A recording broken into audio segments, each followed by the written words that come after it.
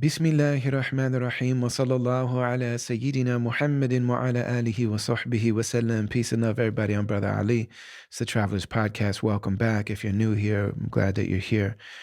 We do this podcast because of the fact that I've been really blessed and fortunate, and uniquely so, to live a life that in a lot of ways is really extraordinary. And what I mean by that is that the things that I've given my life to, the engagements and the activities and the affairs that I've spent my life doing, are all in their own way really extraordinary. They're just not normal. That's what I mean. They feel connected and they're inspired by something that's outside of what the confines of my circumstances are.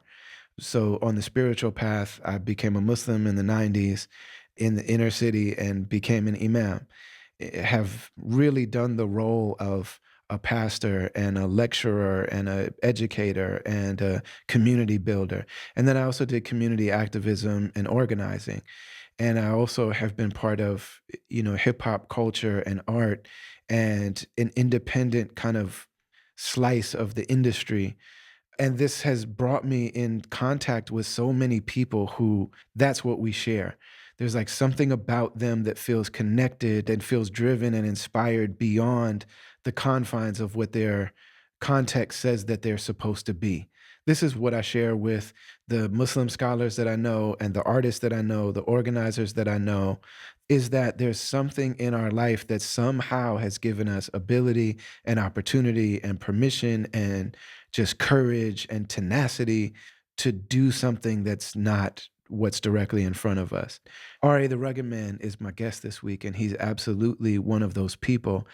And one of the things that I find that's unique about art is that art is so profoundly human. But one of the things that it always has done for me is that it just reveals something about the human experience and process of what's going on in the artist.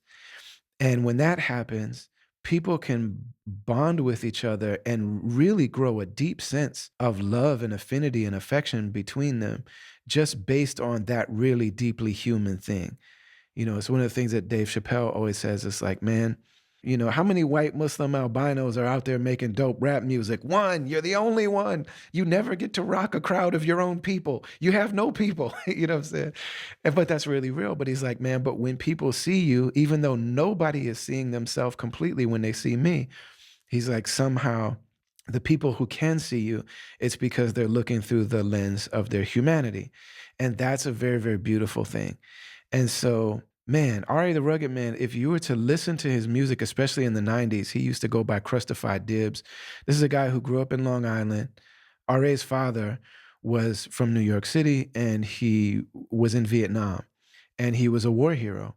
He was shot down and was in a body cast for almost a year. He came back from the war and he started a family, and he really struggled to have a family and to work hard at it.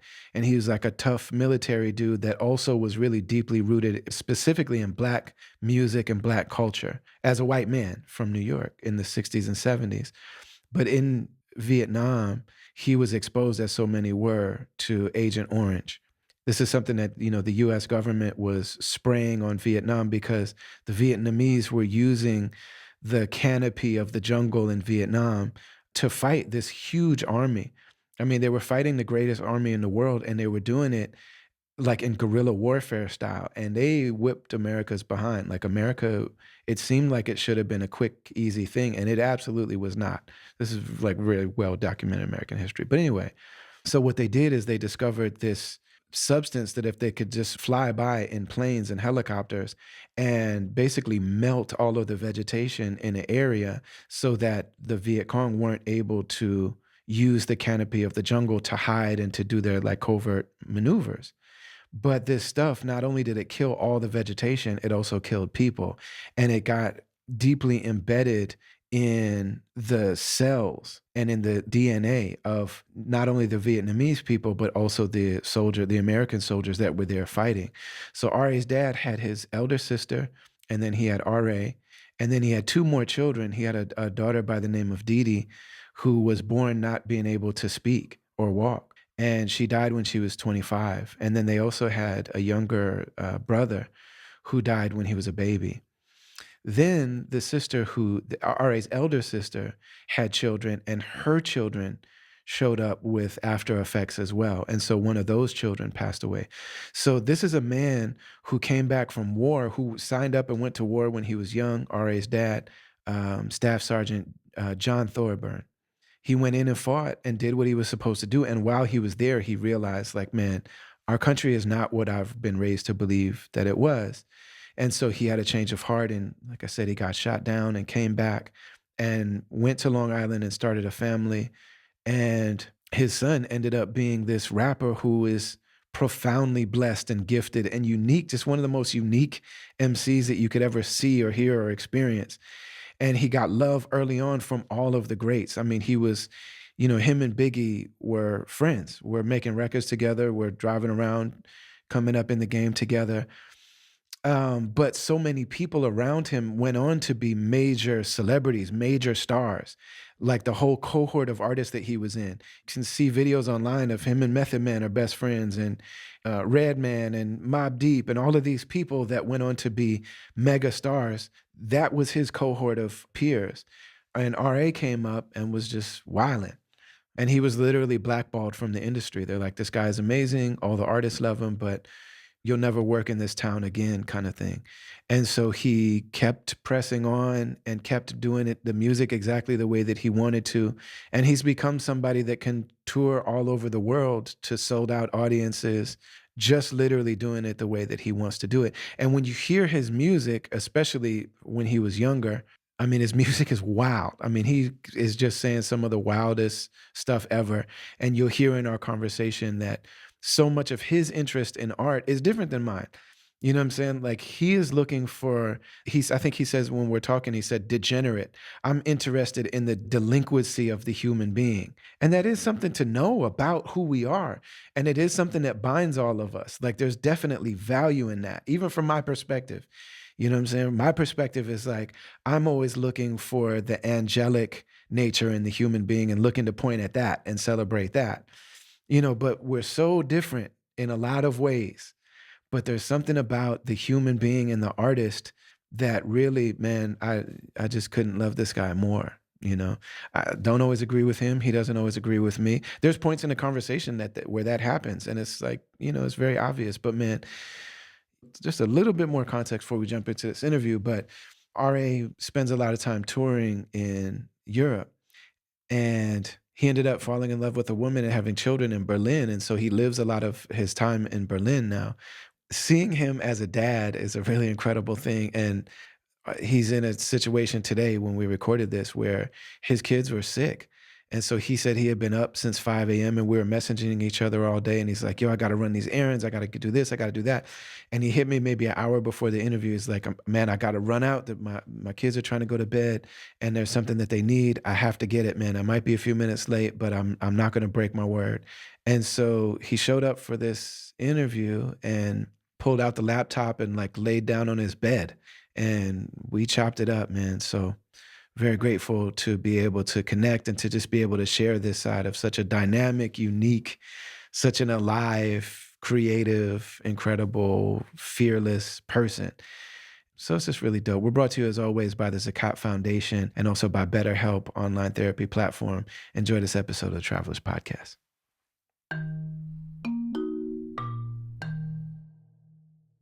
Man, I was just thinking about the first time that we really kicked it. You welcomed me into your home. Like, we had talked, we had met, you know what I'm saying? But the first time that we really spent time together, you flew me to New York and I stayed at your crib in Harlem. Yeah.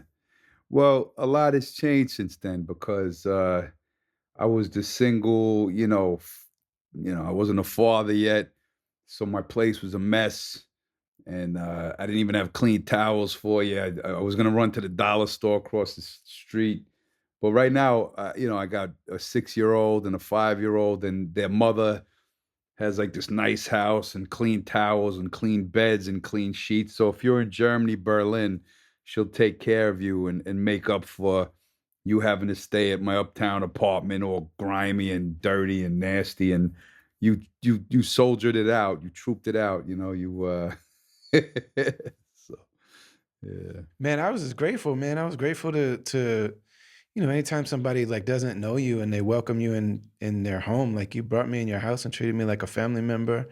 And it was really dope being with you because you were living in Harlem and not like gentrified Harlem. Like you were really in uptown. And like being able to like walk around with you and everybody know you and loved you and you just talking to I everybody. was in Harlem for 12 years. A lot of people don't know that because always on the records, it's Long Island, Long Island. Because I hate when people leave Long Island and they be like, "I'm from Brooklyn now, I'm from," so I always try to rep that Long Island, but I was uptown for 12 years. I was in Jamaica, Queens for 6 years. I only lived in Long Island till about '97, I think, or '98. Then I left town and I was every other part of New York forever. But yeah, Harlem was my home. And the only thing that took me out of Yeah. Harlem was I had babies in Berlin, Germany. So 2016, hopped on the plane and had to, in order to be near my babies, I had to pack up and get rid of my spot on 145th and now I'm Ludwig lost. I live in these weird German towns. Man, I live in Salajek Üsküdar. I went from Adam I Clayton Powell to Ludwig Loschlischler to Karl Marx. I went from yeah, Malcolm X Hey, Boulevard man, right here to Karl Marx Alley up the block. dope. How's your German? It's not as good as it should be. My kids are fluent in English and German, and I don't know. I'm not. You know what? A lot of you rappers have like these amazing skill for memorization, and that's one of my flaws.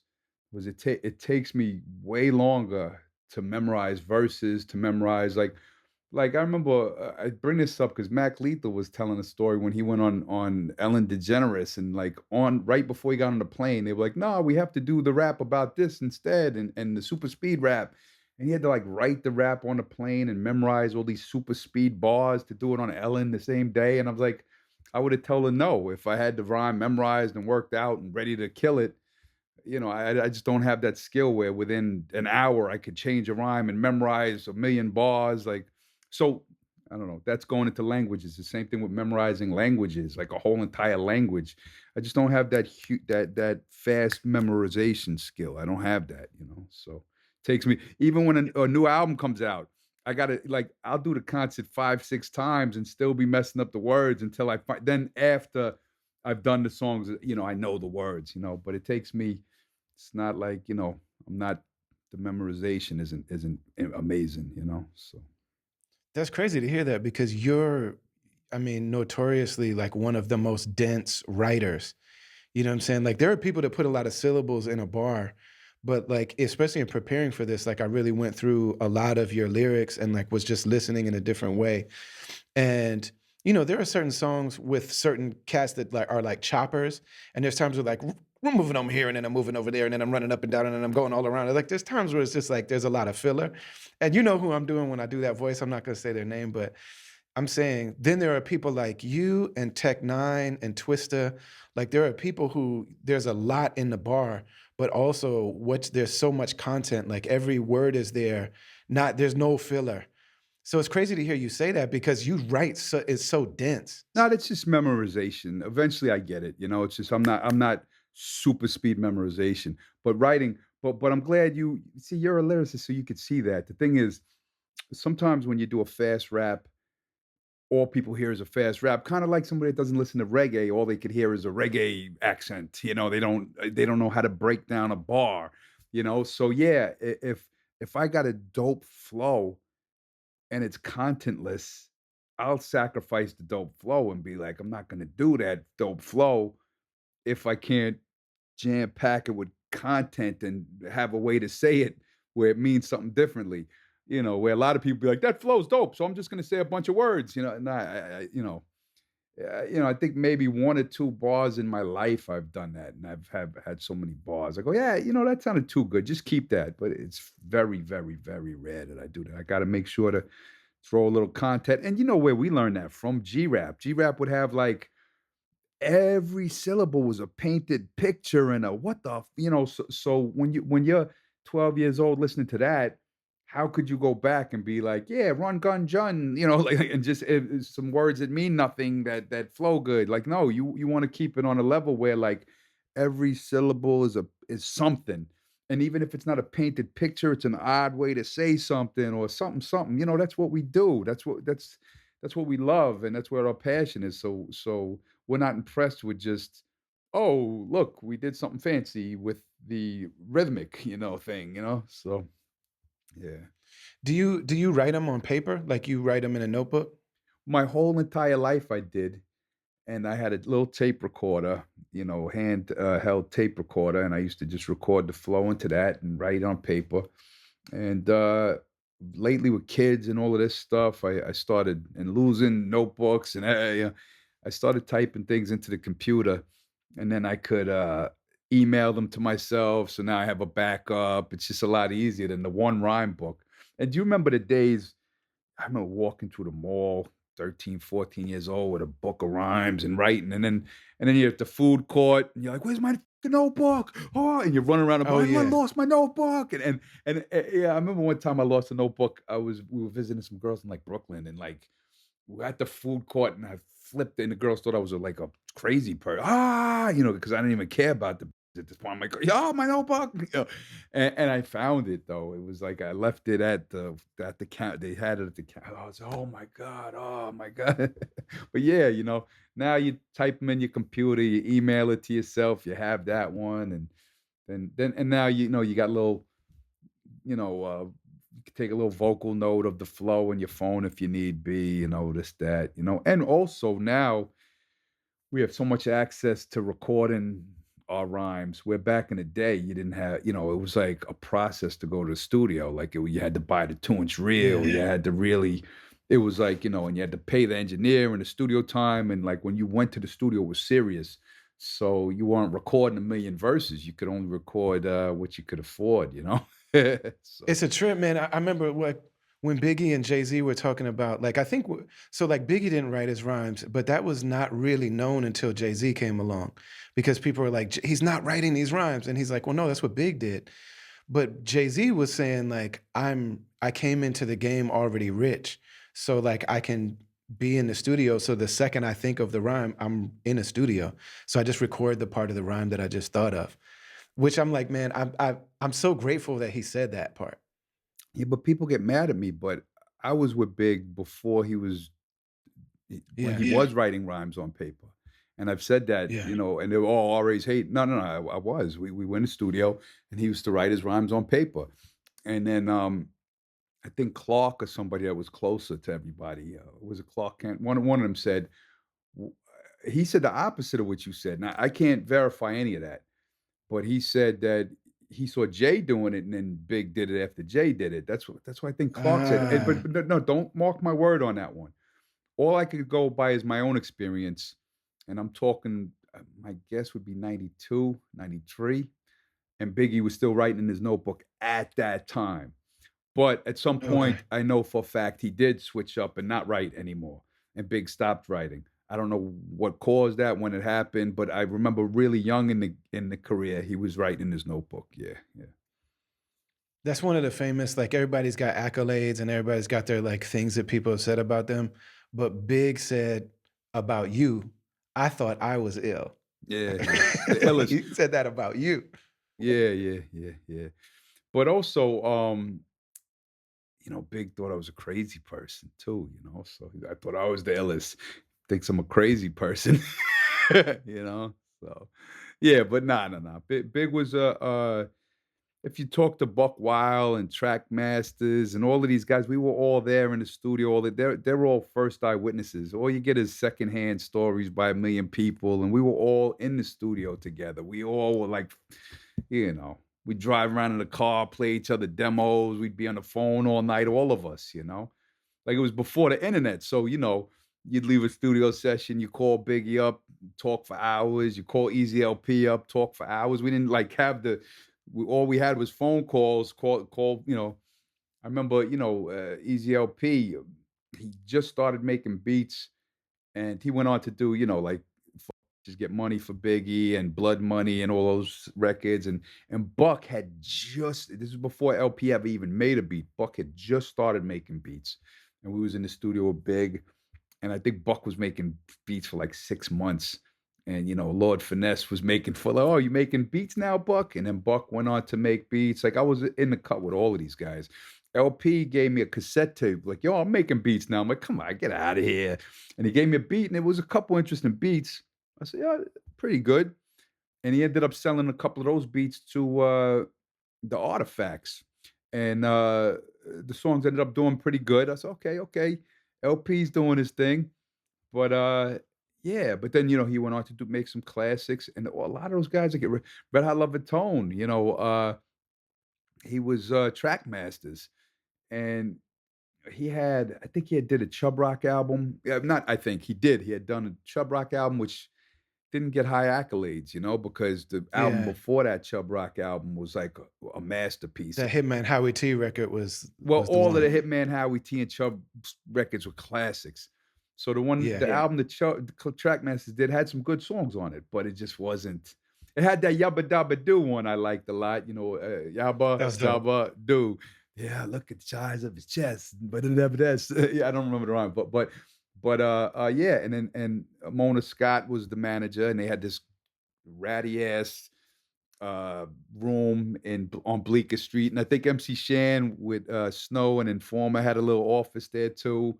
And it was like, and they had a broken ass stereo with the because you try to play a cassette and the buttons was all broken, and you never know what's gonna happen. Mona Scott's one of the most successful women in hip hop history. She's still managing Missy today, if I'm not mistaken. And Track Masters went on to one of the greatest resumes. Like, they've worked with every iconic artist ever. And a lot of people diss track masters with, they did Ill Street Blues. They did a lot of great Nas records. They did like Kane records. They did a lot of great hip hop stuff.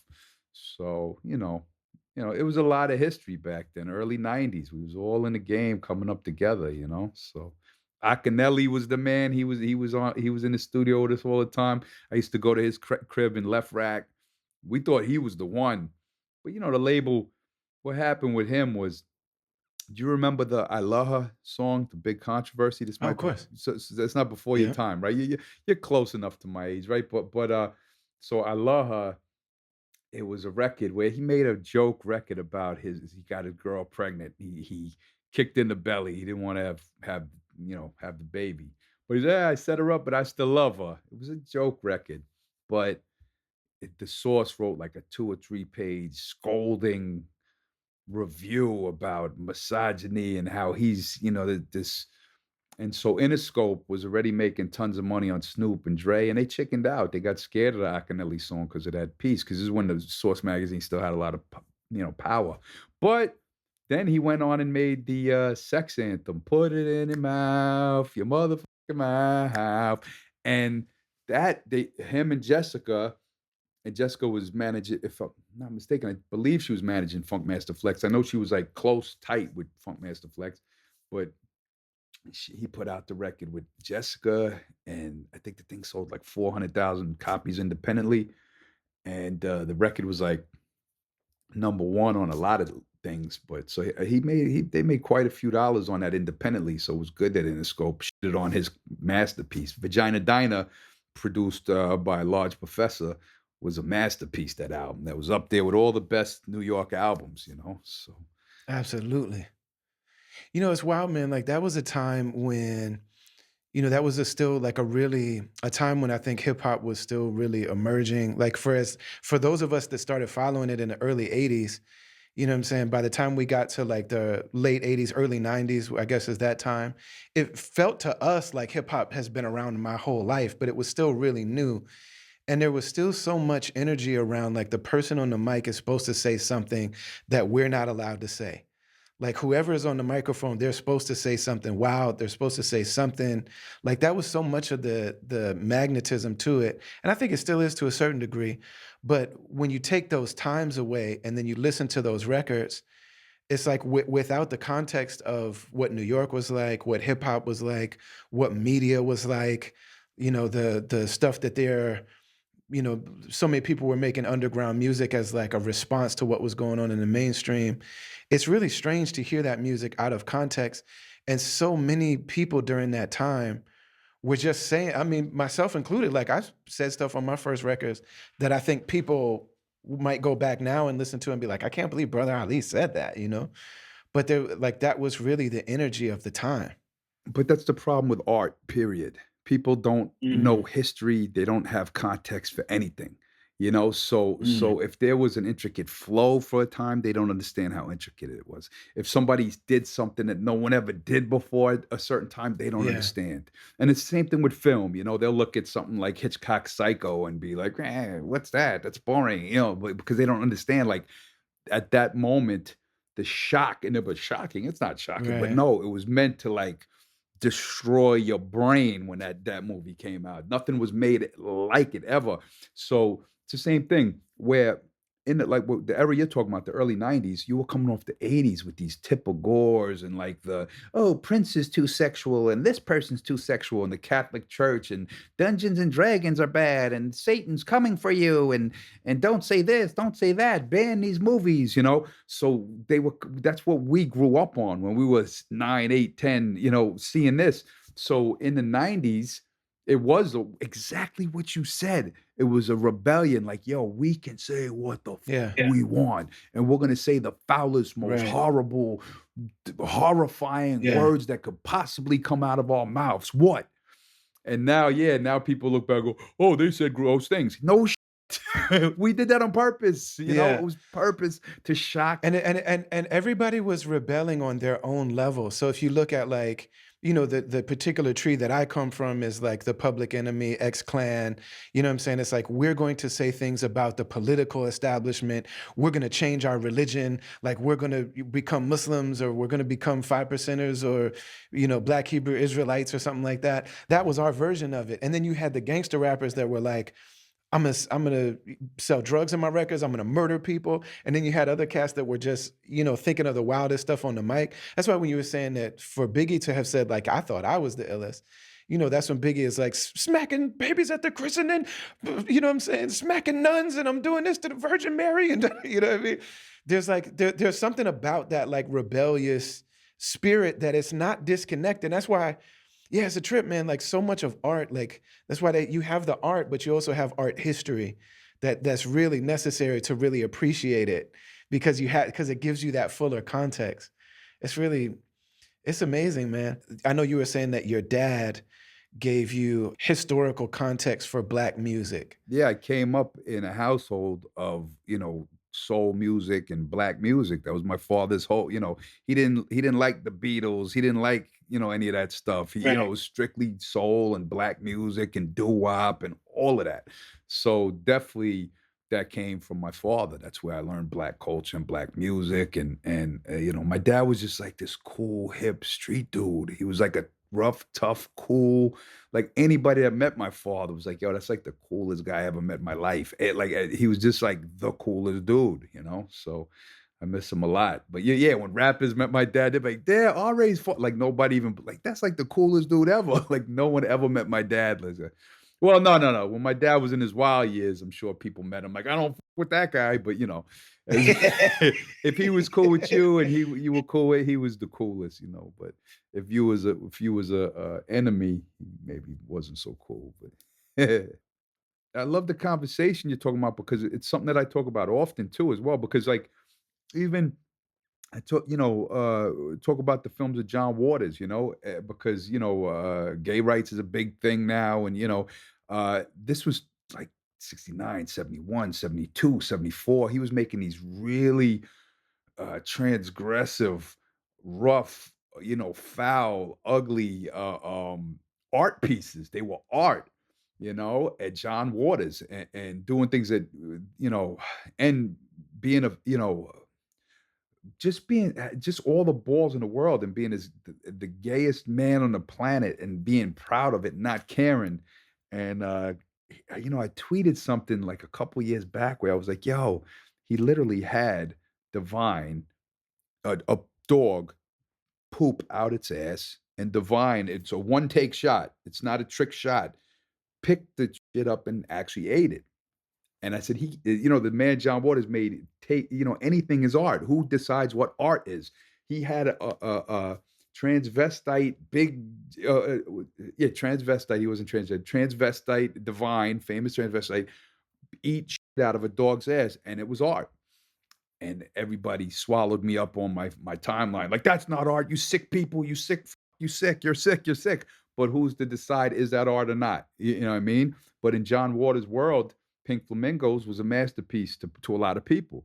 So it's just I like discussions about degeneracy, degenerates, or is it art or is it not, or who decides what? So yeah. I think it's also really good, like for because so often like we're wrapped up in our own time. Like we're products of our time and our environment and our thing. And it's so easy to lose that if you don't have a historical context to be able to look at somebody from another time at like an artist to see, well, like, okay, so most people were doing this and this person stood out in this way. You know what I'm saying? So like there was a time that like most people were just going along with the thinking of their time, not even realizing that. And it's a really good thing to be able to look at our own circumstance and say like, okay, what are the dominant like narratives of our time, and which of my opinions have I actually arrived at on my own, and in what ways am I just part of the time that I'm living in? And there might not necessarily be anything wrong with that, but I think it's really easy to get lost in that. Well, that's exactly the truth. It's all perspective, and I the new record I'm working on too is because I've changed so much of my own thinking. It's exactly what you said, and Mm. everything you just said is on a song I'm working on. It's like we were raised in this era, where we were supposed to be like this, and we were indoctrinated and pledge allegiance. We didn't even know that was weird when we're 4 years old, 5 years old. Pledge allegiance to the flag. That shit is disgusting. I pledge allegiance. Have putting your kid out there, putting his hand on his heart. I pledge allegiance to a country. Get the fuck out of here. But back then, you're little kids, and you're told to do it. You know what I mean? But yeah, and not to go back to the John Waters thing, is like, yeah, if you look back to that now, you go, "Yeah, that's just disgusting." But at the time, you're talking about a man that was a homosexual in America, and he comes out and says, "You know what? I'm doing whatever I want." And he put these sick, twisted images on a state on the screen and didn't care what anybody thought, you know? And then somebody look back and act like they don't understand the context of the time or something like that. But going back to where we was at, what you just said, yeah, like a lot of people say, okay, good example what you're talking about. There's this thing where they go, oh, what's the guy's name? High Res. High Res. I don't think so. He's a kid who I knew coming up. He was a young, not me coming up. He was like, looked up to me, these kind of guys. And he was a good rapper, technical. And he came to my house, he rapped for me, and he came to my show, rapped to me. But now he had a big song with the guy. I forgot the guy's name, Jimmy something. And they blew up. A big song blew up, and it was like talking about sheep. They had shirts on it said, "Ain't no sheep in my circles." And he's like, "There's a war on religion. There's war on our children. This is war on tradition." That's the thing about this song. And hey, more power to them. That's their belief. But it's exactly what you just said. It's like you're talking about no sheep in our circle, but you're saying they're having a war on our tradition. What do you think the tradition is? And the war on our children and war on our religion. The religion is the sheep, Christianity is something that you followed, and trying to not break a tradition of Christianity, that's a sheep mentality. Is it a bad one or a good one? I'm not dissing it. There's a lot of great Christians out there. But to say no sheep in our circle because you're going through the same narrative that you've been taught, you know, for hundreds of years they've been taught that. So I don't know. It's just everybody have different perspectives. Are they good guys or bad guys for thinking it? No, they're just people have their own perspectives. So And it's one of the things about art that like that human beings share. So, like I appreciate art from people, especially comedy. Like something about comedy, like I'm able to appreciate comedy from people that I don't like their opinion, and I might not even like them. But there's something that I really appreciate about listening to comedians that I couldn't disagree with more because of the fact that it's like the basis of what they're doing is like taking their views out for you to laugh at and to like have this bonding about like these are just my observations. This is how I look at this and this is why I think it's funny. And like it's there's like something about it that makes it cuz like people are not going to agree. And even if we agree in spirit, like I think me and you agree a lot like on a heart level, you know what I'm saying? There are certain ways we look at certain things that might not be the same, but like because of the bonding that we have in like art, in culture, in so many of the experiences we have, it's like a human, like deep love that art really does allow people to see each other in a really like very uniquely human way. That's really important, especially in like culture like where we live, man, or like where we're from. You know what I'm saying? Where people are so different, it's like everybody's having a different experience. You know what I'm saying? Like the way that you were talking about John Waters, like that's an experience I don't know anything about. You know what I mean? And so that art Yeah, that and talking about perspective as well is that, mm, me and you, I'm like, "Yo, Ali's my man," and I know that you're like this super good person, and I got all this love in the world for you. But, like, if we talked about porn and OnlyFans, I bet your point of view would be completely different. I'd be like, "Porn is good, OnlyFans is good," and you'd be like, "No, look, boom, boom, boom, boom," you know? And same with the, tradition, high res, they'd be like, "No, porn is bad, OnlyFans bad," and I would tell you why I think it's good, and people would probably think I'm a piece of garbage and, this and that, but we're all coming from, I don't know what the hell I'm trying to say. no, man, no, it's really important. And it's one of the beautiful things about, like, man, just art and culture allows that to happen. And in order to appreciate it, you have to know the context. And that's one of the crazy things that I also know that we share is that me and you are both we're raised in Black culture, on Black culture, in Black communities, by Black communities. You had your father. I didn't have that same kind of bond with my father, but I was basically adopted by these men throughout my life. And so they produce these rappers that that white people still look at and they're like, yeah, that guy's like me. You know what I mean? That guy probably agrees with me and that guy probably feels, you know what I'm saying? And so we have this like experience with also, being in and of the culture, but then being embraced by all of these people that don't have that. And Yeah. so we clash with them. We have to educate them. You know what I'm saying? There's times where people love us for reasons that we hate. Those are the woke guys, Brother Ali and RA, and they're woke because Yeah. we don't, hate black people, I guess? Well, these people are sick in this world right now, like the shit that you see online, it's like, if you, if a black man is murdered by police and you defend, the black man and don't think the cop is a piece of garbage, all of a sudden you're a Yeah. woke, terrible, it's like you people are sick, these people, man. Sick world, man. Yeah. So Man, one of the things that I heard you say once is like, and I really related to it, is like, we remember the point where, like, we remember being young, being into hip hop, and the way that white people treated hip hop in general, treated anybody that was involved in it. But when they saw a European American person making rap music or being part of that culture or whatever, just the level of like vitriol and hatred and disrespect that they had. And then we also were there when it switched. And suddenly it's like, yeah, man, Limp Bizkit, Eminem, you know what I'm saying? Underground hip hop. And like those Limp Bizkit, Eminem people, suddenly now they're looking at Vinny Paz and you and me and LP and thinking like, oh, those guys are like me. And like, no, I'm sorry. This is a very different mooring that we have. I discussed it a lot. Yeah, coming up, it was like, white, and I say it often too, is the black community. If you could rhyme your ass off back then, you would go to a house party, you would show up at a show and rock the mic, and they would embrace you with open arms, like, "Yo, he's rocking," But it would be the white community, be like, "You wanna do that Yeah. N-word music, you think you're black, you're not black," and it will be all these white boys, "So you N-word lover, you," it's like, "Yo, these people are sick," But brothers would Yeah, be yeah. like, "Yo, he could spit. Yo, he's crazy. Yo," they'd accept you way faster than your own kind. And then it's like you said, once hip hop became this $1 billion industry, all those same people, and their cousins and nephews and uncles came back. Oh, yo, rap music was always, white. What are you talking about? Like we were always But I'm part of saying, this. Like, no, but also you had that generational thing from what I understand of your dad loving doo-wop, loving, you know what I'm saying, when rock music used to be called race music because they were acknowledging it was black music. They all said it was from the devil and they hated it.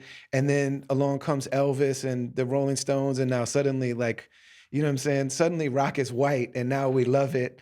And now it's, you know what I'm saying? So it feels like your dad was able to, like, it feels like you were already raised in that type of understanding before you even. my dad, he's funny. Yeah, he was like that. He sort of um he was a city guy, and then his mother left, and then his father left, and he had some relatives in Long Island, his Aunt Sue. So he went out to Long Mhm, Island when he was about 11 or 12 for about 3 years. And Billy mm. Joel was one of the younger kids. Uh, don't mark my words for the age or whatever. I don't know what the hell age is, but teenage years or whatever. And Yeah. Billy Joel was on the block singing, and, singing songs on the block. And my dad, like, yo, you're a goofy white kid. You ain't never gonna make it. Go get a job. Go get a job. He was telling Billy Joel. And my dad was like, oh, I've Oh. been wrong so many times in my life. He's like, I've been wrong so many times, son. Telling Billy Joel to get a job, stop singing.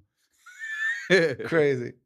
But he told you the same thing too, right? I saw an interview where Yeah, he he was did. like, He'd say, you fat white ass. Come on, man. But he was "It's supportive. He, dope." he you know, he listened to the raps. He supported, hey, son, but he said, come on, you fat white ass, what you gonna do? But then, like he said in the interviews, he said after a while, he said, kid's good, and that's why there's the footage of me not that long ago when I rocked the Apollo finally. At the Apollo, yeah.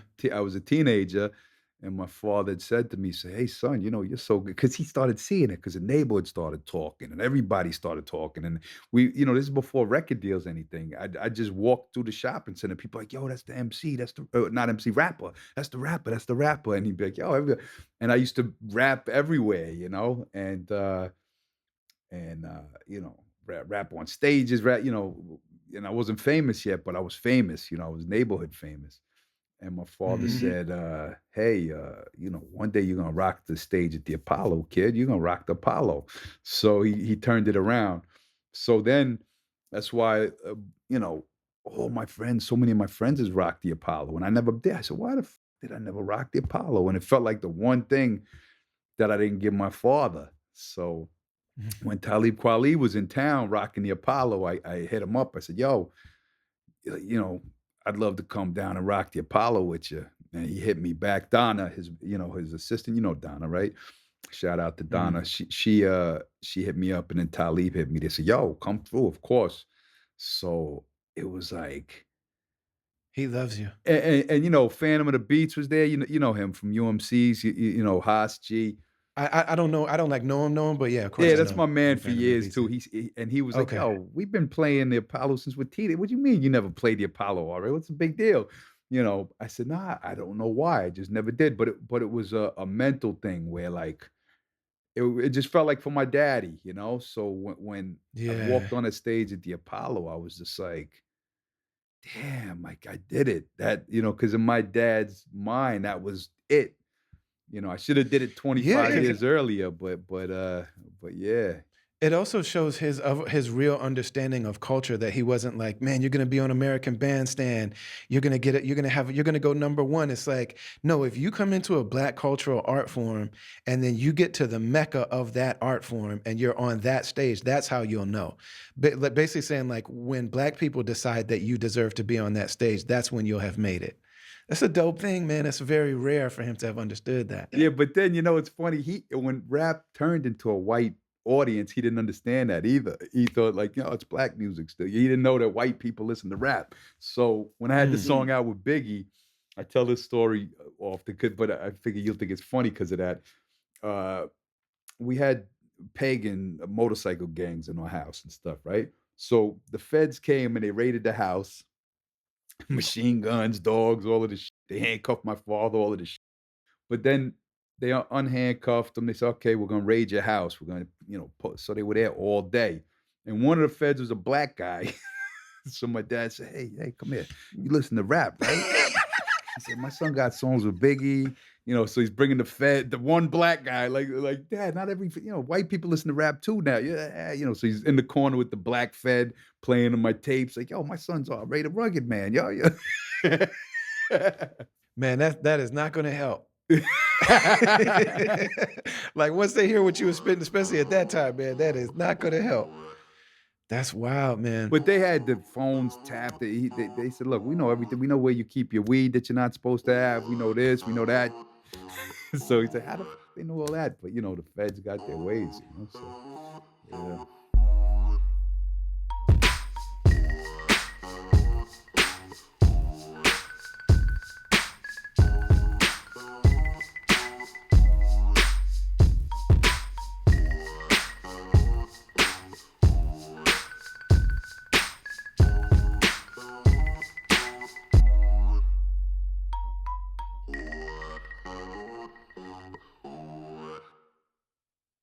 The Travelers Podcast has been sponsored from day one by the Zakat Foundation. ZAKAT is the pillar of Islam that deals with charitable giving, with giving back.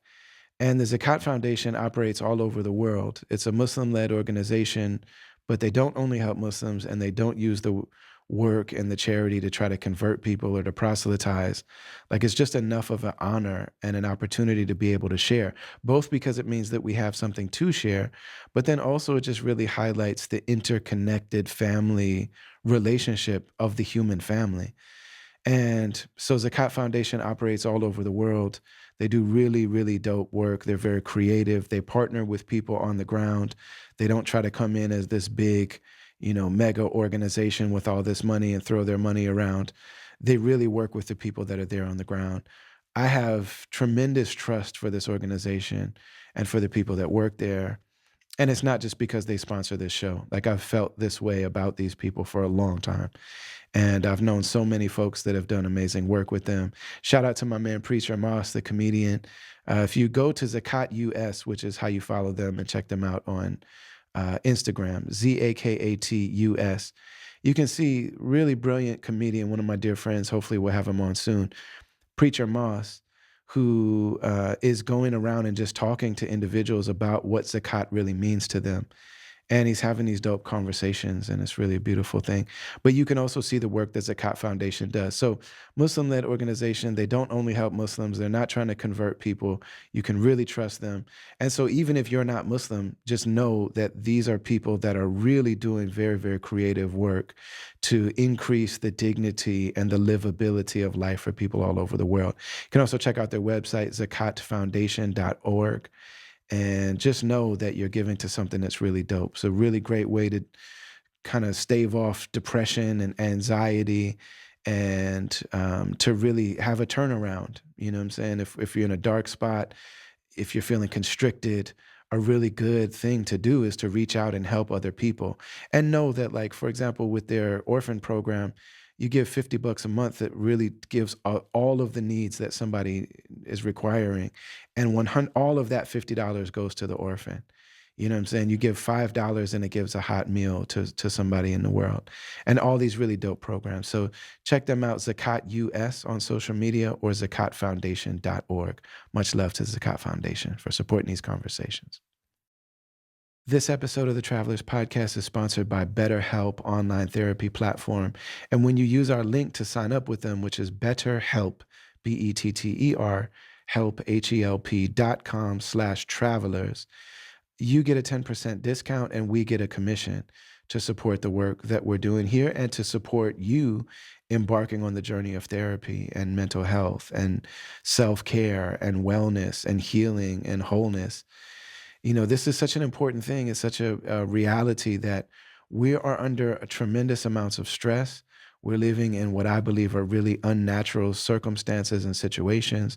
So many of us are living these really insular lives where we're separated from extended family and from community. And we've got all these traumas. And I mean, there's a lot going on inside of a human being in general, but we're disconnected from nature and just all of this stuff. And it's really challenging. I'm self-employed and I don't live in America. So those are two major challenges for me accessing mental health and therapy. So I was listening to one of my favorite podcasts.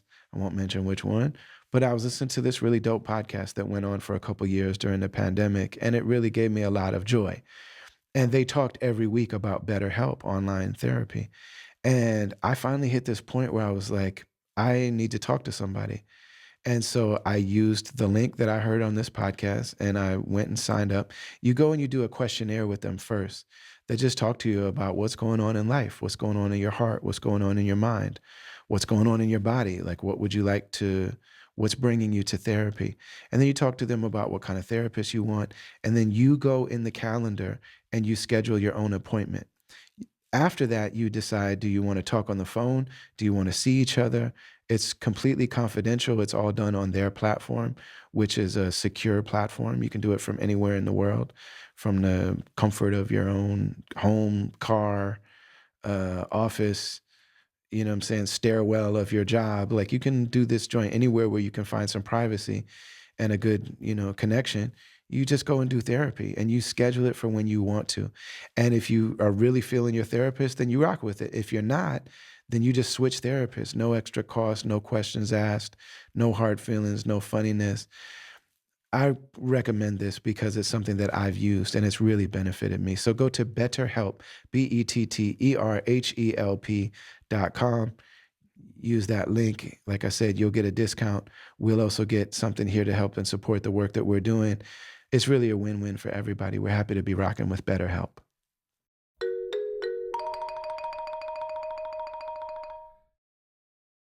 So man, I hear there's this legendary story of you at like a jive music conference.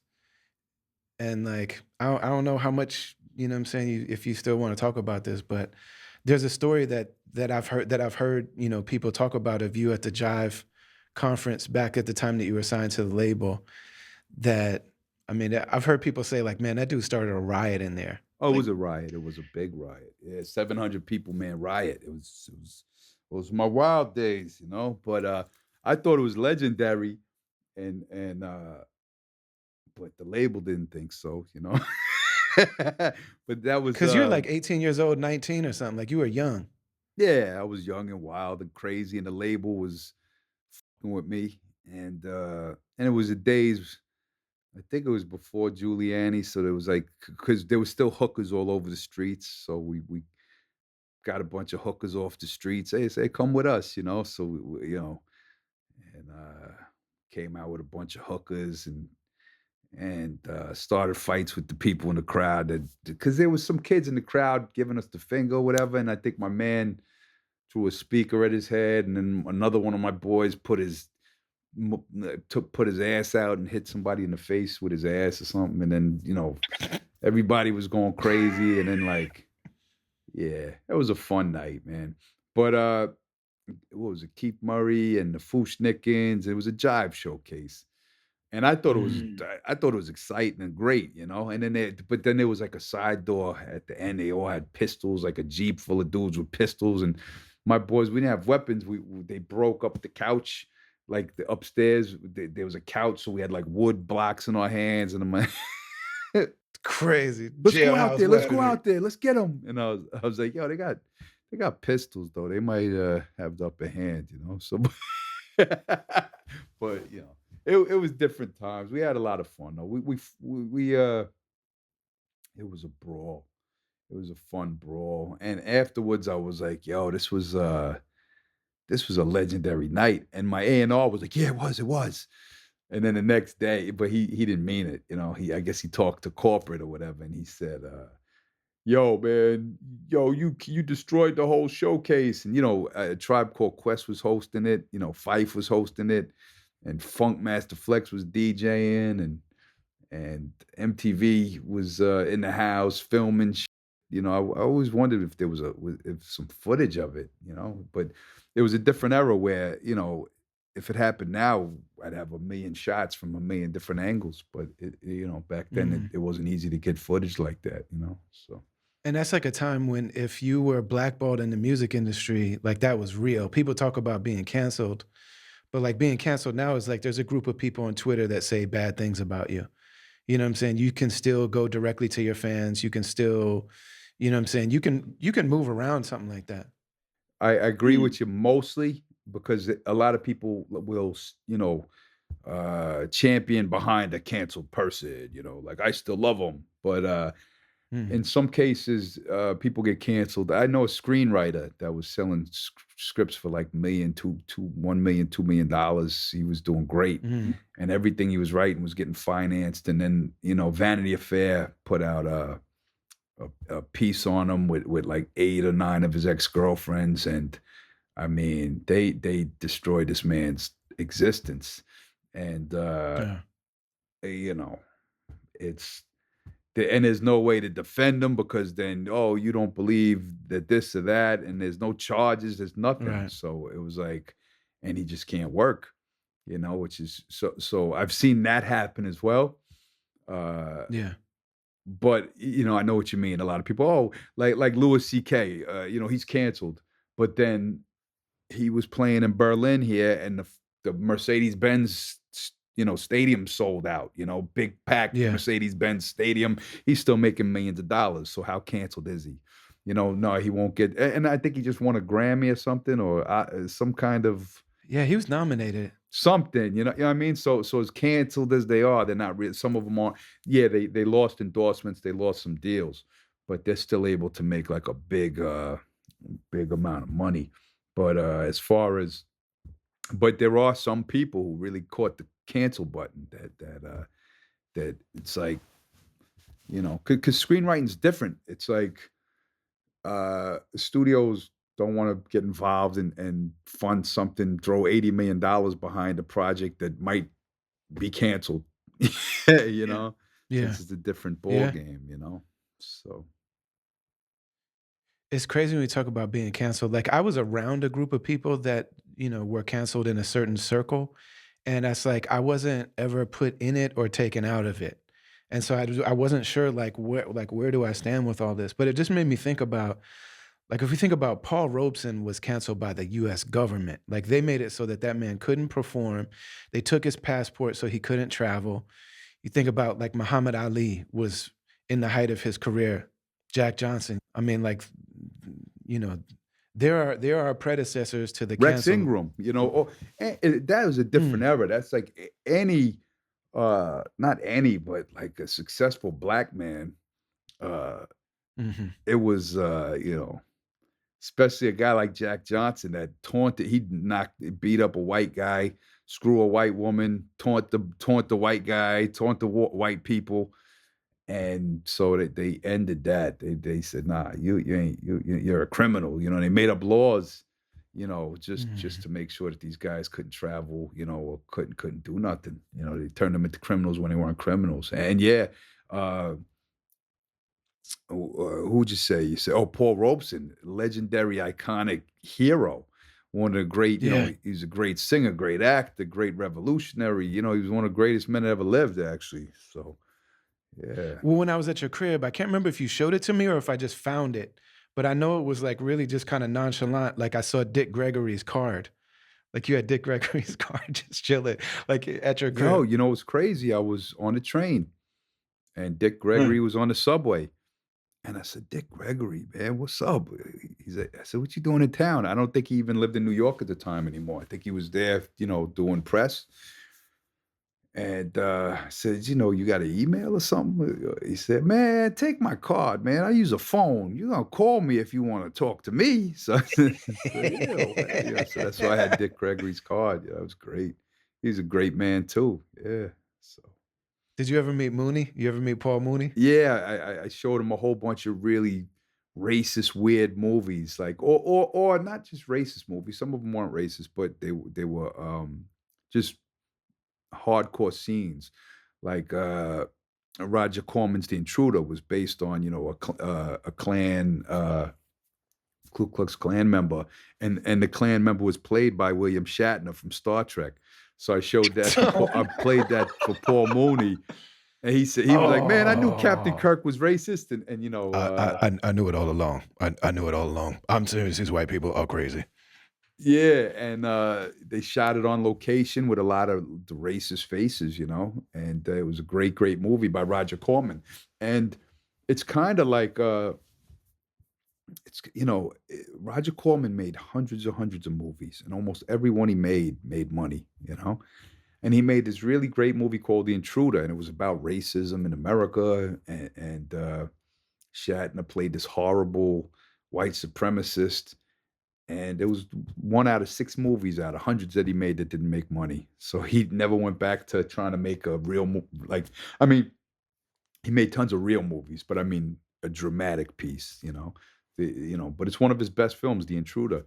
And but it's like you look at that today too. It's like if you go to an online look on YouTube, and you'll Mhm. see like they'll be discussing stuff like, you know, just content that we with, and it's like something that's kind of more, uh, I don't know how to say it.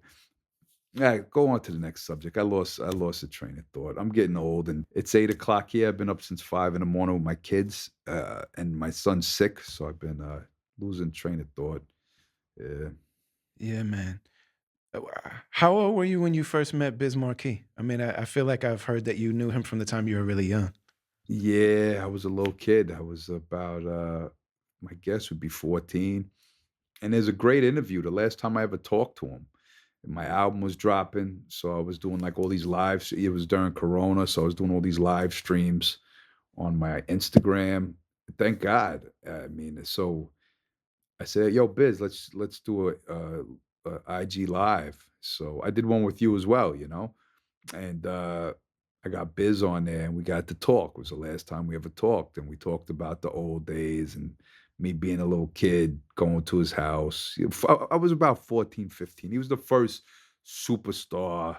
He was one of my idols. Juice Crew, that those are all my favorite rappers of all time, and that's Down by Law is your first album that you like memorized. yeah, yeah, yeah, MC Shan, Down by Law. It was one of my favorite albums of all time. It was the first one I just lyrically was blown away. Every bar I memorized. And I had rap albums before that I loved. I had Houdini Escape. I had Mhm. Fat Boys, but Down by Law was the first one when it felt lyrical. Like it felt like I was doing a lyrical Yeah. exercise. So, but yeah, so the Juice Crew, and so Biz Markie was like that was like Michael Jackson to me. That was like, that like being able to go meet Biz Markie, and I was like 14, and I was just a rap fan that rapped. And there was a guy in my neighborhood called Cap, capital T, Capital the Crime Lord. He rapped on Biz's album and Diamond Shell's album, and he was a Puerto Rican Italian kid. He looked like a white boy, and he was about a year or two. He was about 2 years older than me, a year and a half, and he took me in. I moved to his school district. I was and he said, "Yo," I was walking the hallways with an EPMD hat on, and he knew EPMD. I was 14, but he knew EPMD. So he was from Brentwood, and he said, "Yo, what you got an EPMD hat on?" He didn't even know they made EPMD hats, but I ironed on the letters. When back in the day, you could go to the mall or the Yeah. flea market. So I had a hat EPMD. I had them, and so I made my own. He said, "Yo, you made your own EPMD hat?" So he was clowning me. And Diamond J was in that area too. All of those guys was part of that. Noble Street. Remember when Biz says, "Hey, yo, Biz, you remember me from Noble Street, Chief?" That's my man Yeah. Diamond J's block. They was all there. Diamond Shell was there too. But so Biz, I mean Cap took me to around Diamond Shell's house, Biz's house, like they were all around there. And took me to Charlie Murata's studio, which Charlie Murata had mixed or helped produce a lot of the first EPMD songs, a lot of the best EPMD Mm. sons. Mm. You're a Customer, Strictly Business, Mm. You Got to Chill. A lot of that was Charlie Murata, and Crazy. bit. and JVC Force. One of my first engineers was Kirk Casal, who was from JVC Force, and it was when I thought rap. I thought if you had a rap album out, you were rich. I thought that at the time, Yeah, So I had we all did. I had the JVC Force album, and I was like, I went to Charlie's studio to do sessions, and Kirk Casal was my engineer. I said, "Oh, he just must love music because he's engineering my." I didn't realize that he needed the $14 an hour or whatever the Charlie was paying him. You think a rap is on a. I have him on my album cover. How the is he engineering my songs right now? But Mhm. that was I think say studio was 35 an hour. The engineer was probably getting 14, is my guess. So yeah. What's the name Crustified Dibs mean? It meant nothing. It was I was just hanging out, trying to think of something to be different because R.A. the Rugged Man didn't sound it sounded like a superhero. It sounded dated back then to me. So I was trying to think of something better, and I thought of something worse. So, I mean, I yeah. get the Crustified part, but do you know the DJ Mr. Dibs from Cincinnati? No, I know him, but I was Dibs before Dibs, right? I mean, when I remember when I I don't met him, I I said don't know. I told him, I said, "Yo, I'm Dibs before you." He was kidding around. But I don't know. I don't know. But he might have been Dibs at the same time, but just not out yet. I know I was out before everybody, but I have no idea. I don't know when he came out with Dibs or whatever. So I he's a never got great to guy ask him though. I that, but love him. What? well, I'm saying, and there's like there's something about you all's like personality, especially in those years, like publicly. There's a lot in common. Like there's a lot of overlap. You know what I mean? With just kind of that like wild aesthetic and like having a reputation for being wild like that. And I just wonder, like, so the word. So I understand crustified, but dibs. Do you mean like I got dibs on that? Yeah, it was like Dibs. It was just a cool word for the time. I think what Chubb Rock kids in the cribs want Dibs from the big man. Can he come out? Can he Yeah. come out, slam a jam? I'm his number one fan. Yes, I am. All these So kids realize that I'm the man. yeah, so I think Dibs is from around that era, when I came up with that terrible name. Yeah. So and everybody told me it was a terrible name, but I was a hard-headed 18. Yeah, you don't know. It's cool. It's gross. It's the crusty guy. It's crustified. You know. It's like when you don't listen to nothing because you're a kid and you think you know everything. So Mhm. yeah. Did you have like would you say that Biz was a mentor? Like I know that you were around him, but did he give you guidance like when cuz I'm saying there's a time when it probably looked to everybody like you're chilling with Big and Big is bigging you up and then all the major MCs at that time. Big was a peer. He wasn't a mentor, he was a peer, like, we were the same in my eyes. It wasn't like, he was like Yeah. he was a couple maybe a year and a half older than me, but, like, we were getting deals at the same time, there was hype around us at the same time. I was never like, "Oh, this is my mentor." Biz was a mentor, like, when I went there and he would give me say, "Hey, you should try this, you should do" he would tell me and, Eric Sermon was a mentor. Those were mentor types. And they had already proven themselves at that time. Big didn't prove himself. I didn't prove myself. We just knew we could rap really good. Yeah. Uh, you know, Akinelli, I looked at more like a mentor than Big. Even though he was close to a peer, Ak was kind of. I don't know. Ak was our age though. Too. I don't know why I would say that, but it just felt that way to me. Maybe because he was out already and had like these projects that we really looked up to. And Redman was in the area. K Solo was in the same area. K Solo was around in the same studios.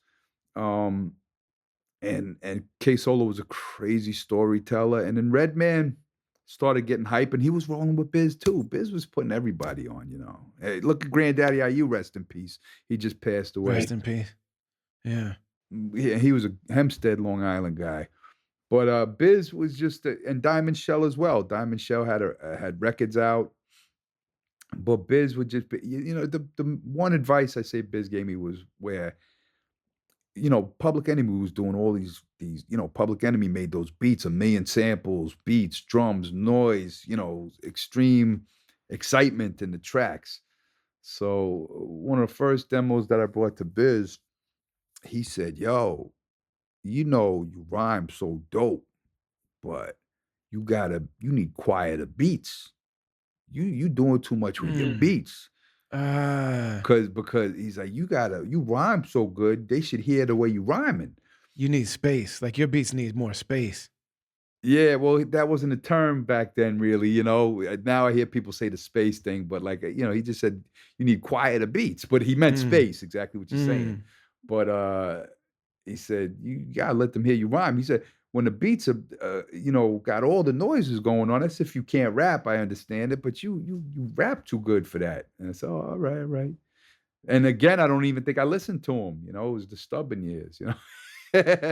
Still stuck with the loud beats for a while, and then yeah. So when your peers are and your players are your friends, like Redman said that you're like the sickest twisted flow doctor or something like he has a flow Yeah, lyricist. he said that when he was in his prime. He said that in I think he gave me that quote in what, 92 or 3? Or no, I think 94, 94. He said, "Most sickest, twisted, horrifying, terror the tracks he's ever heard." But, But so then when those dudes that are like you're with them, you're their peer, they're accepting you, they're bigging you up, they're happy to be on joints with you, and then they go on and make big hit records, and you're blackballed.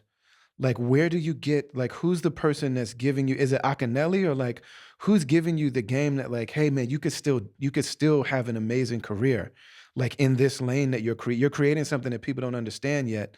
But like, who's the like? I know that for me, the whole if industry understood it at the time. I mm, got I got the mm, night. They all knew that I was like this incredible MC, and everybody respected me. And any because at the time it was different. It wasn't at the internet time, and people didn't have studios all in their houses and shit. So when you mm, went to the studio, there'd be rappers, A&Rs, everybody would be there. Everybody would be in the studio. So when you walked in and everybody went in the booth, and then when you went in, everybody went fucking crazy. All the record label people, like the whole industry, it all got out. Yeah, everybody knew it, right? And then everybody talk, talk, talk. So it was like the industry knew it, but then it was behavior. And my father used to mhm. say this too. He was like, kid, it's the same shit when you was in school. He was like, "Your grades were good, your behavior. It was always your fucking behavior, kid."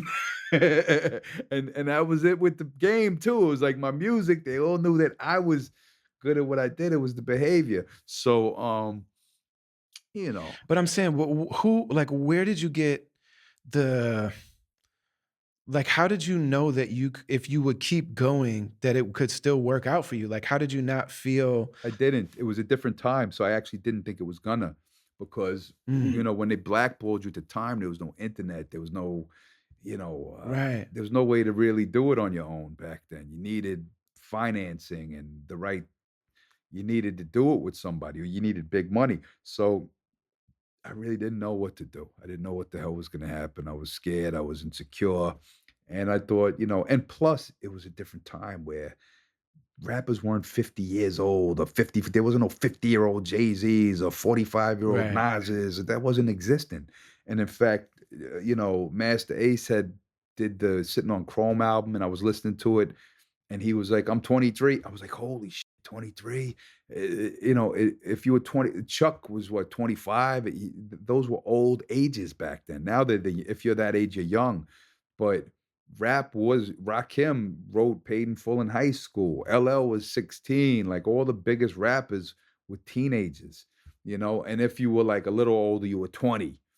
So, Right. when you're blackballed at 20 years old, and then 21 and 22, you're like, "What the f should I commit suicide? I got no future. It's the only thing I'm good at. There's nothing for me. They don't want me in this, and I have no way to survive." And yeah, I didn't know.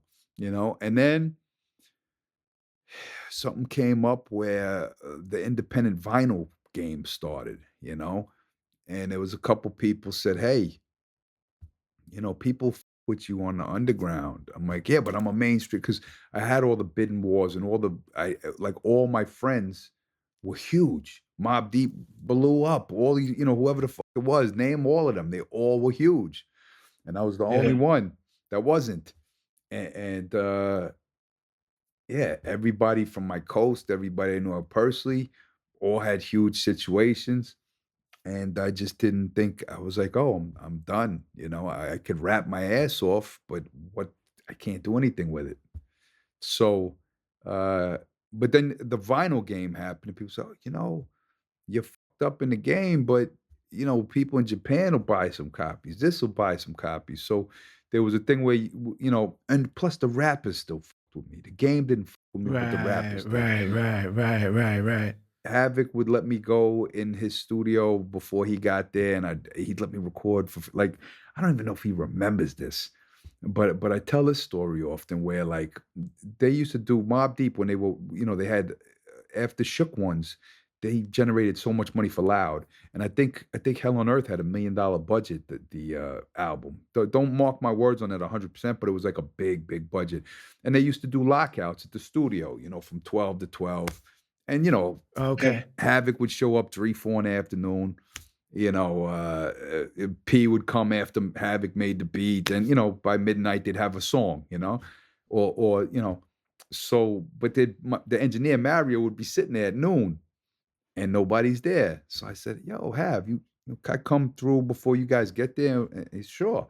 So I used to try to sneak in and work with the engineer at noon, because he was getting paid for not doing shit. So sometimes they'd let me record some rhymes and because I was broke, and but then I'd be able to go and press some vinyls.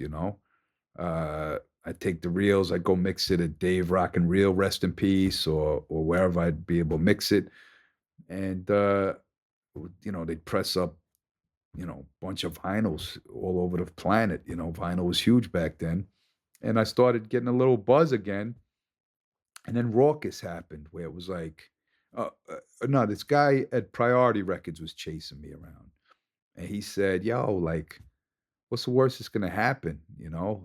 Come to me. I'll work it all out for you." And it was like 5 years later after Jive, if I'm not mistaken, or 4 years later, finally. And because they like after the showcase, they wouldn't let me perform anywhere in the country. It was crazy. Like all my shows got canceled. Like it was crazy. And then finally, I think '98, Germany and a couple European, maybe France, let me do some shows out there because I had the buzz from all the crazy stuff happening. But America was scared of me. And then even so I got a production deal, signed to a production deal to Priority Records in like the late '90s, like years after that Mm. 4 years of stagnant, disgusting mess where I thought I was just done. And then Raucous did a showcase, and I had a meltdown. I got in my drawers and underwear and threw shit and went crazy, but it rocked the crowd. And the picture in the Village Voice was me with my shirt off, looking like a monster, and it was like rugged man gets rugged, and all of a sudden I was back. Wait, that guy did a show, so it slowly just came back, and then 2000s was you guys, looking at the way you guys moved, and I was ignorant. I didn't know that Brother Ali and idea and atmosphere was real. I didn't know that was real. I was Mob Deep, Biggie Smalls, New York. I'm real hip hop. I didn't know this. I didn't know even Jedi Mind Tricks. I didn't know this was real. I thought that was like the weird fucking thing. Like I thought Alternatives. Yeah. yeah, like, I thought I was that's what is this? Is that even rap? Like, I didn't even like, I was so in my own world, I didn't even listen to none of his, Aesop Rock, all of that. And then 2000s,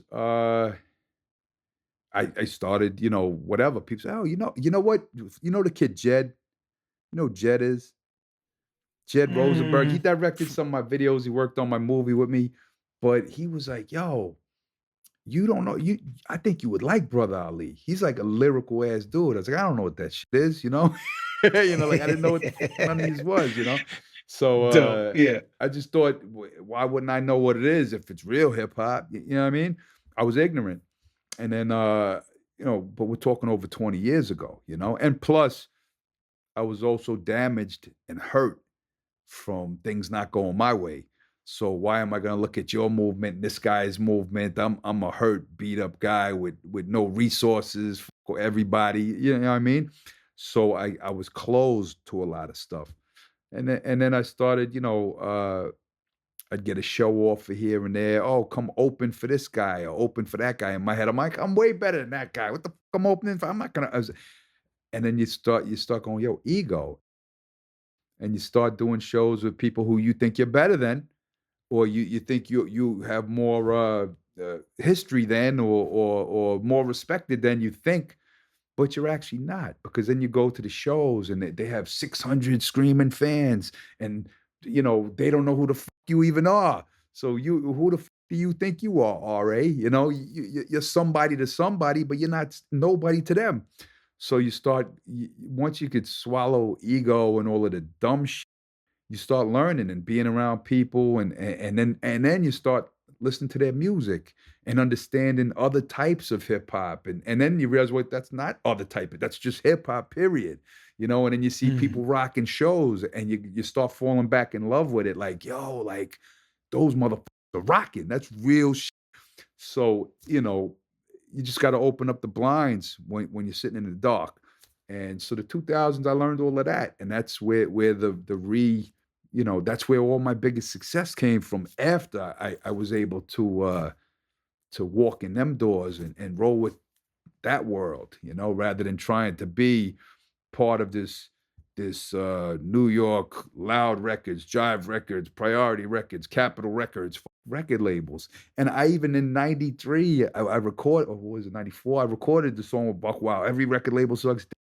But in the Right. '90s, all we knew was record labels. We did Yeah. who are these independent underground rappers? What the fuck is this? Is that even real? What, they couldn't get a record deal? You think, there's all Yeah, this exactly. bullshit in your head. So you know, so it's almost like a walking contradiction. And when you not almost, it is, So then you could see, like, yo, some of these independent rappers are rapping better than these guys with major deals. And then you go, wait, that guy is rapping way better than the guy with the major deal. Oh, that guy is.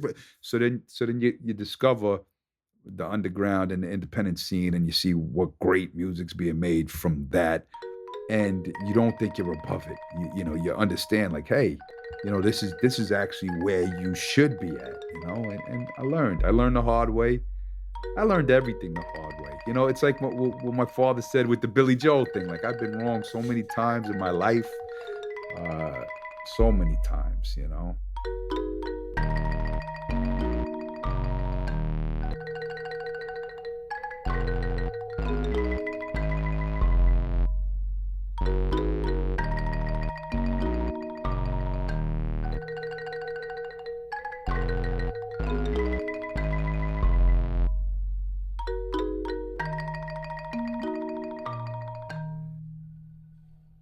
We've been independent since day one of this journey, and it really matters a lot to us because anybody that has the creative gift and calling, or even just the ability to speak in a way that touches people and unites people and galvanizes people and really causes them to think and grow and act, it's a really, really powerful thing.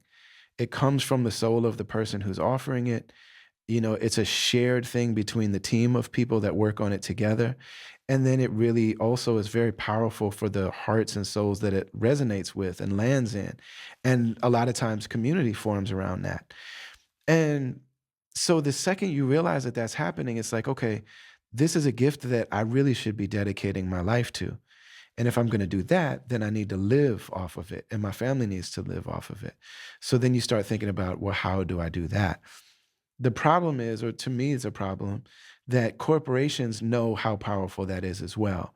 And out of all of this marketing and ad budgets and all this stuff that they do, that's a creative way of trying to make art that would connect their product to the heart of the consumer. Whereas if they can just make an alliance with an artist who's already doing that, then they don't have to. So it's like, okay, your favorite artist brought to you by whatever. You know what I'm saying? Brought to you by this cell phone company, brought to you by this cigarette company. They're performing in this big arena that just happens to be named after the insurance company or whatever it is. Like they know the power of that. And it's even the case on social media. Even for social media influencers, content creators, if that stuff is resonating with people, those social media outlets are also enormous corporations. I mean, it's like being part of an enormous network. And so there's a lot of money involved there. And unfortunately, the conventional wisdom seems to be that you just get the most tonnage of human attention, hours, minutes, seconds, by appealing to the worst common denominator of all human beings, appealing to people's pettiness. There's nobody that doesn't find it yummy to see something petty or to see some violence or to see an argument or to see something they disagree with or see someone they can judge or see someone they lust after or see something that, you know what I'm saying? It really is like the lowest common denominator stuff that these platforms are programmed to put that in front of us. You know what I'm saying? And they study how long we look at things and what we zoom in on and what things we click on. And all of this stuff is studied just to deliver us the stuff that's yummiest to our ego. So you can do something positive, but you better be sexy doing it. You know what I'm saying? It's like the ego's got to have some stake in it. In any case, it's always been really important for us to be independent, and what that requires a direct connection with you, with the people that listen and that want to support this thing. So I say that to say, go to brotherali.com, and there's an area there called join where we have our caravan.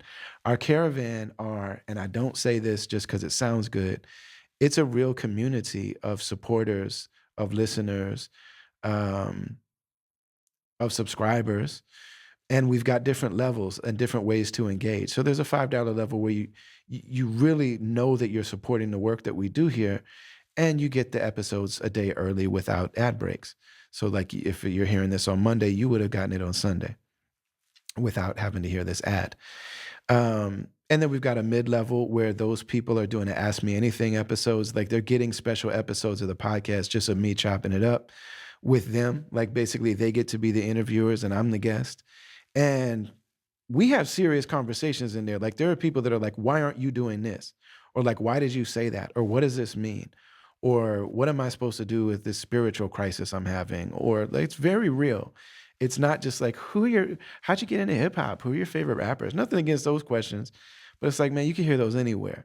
This is people that are like, why are you not talking about hijabs in Iran? You're a Muslim figure with a platform. Why aren't you talking about that?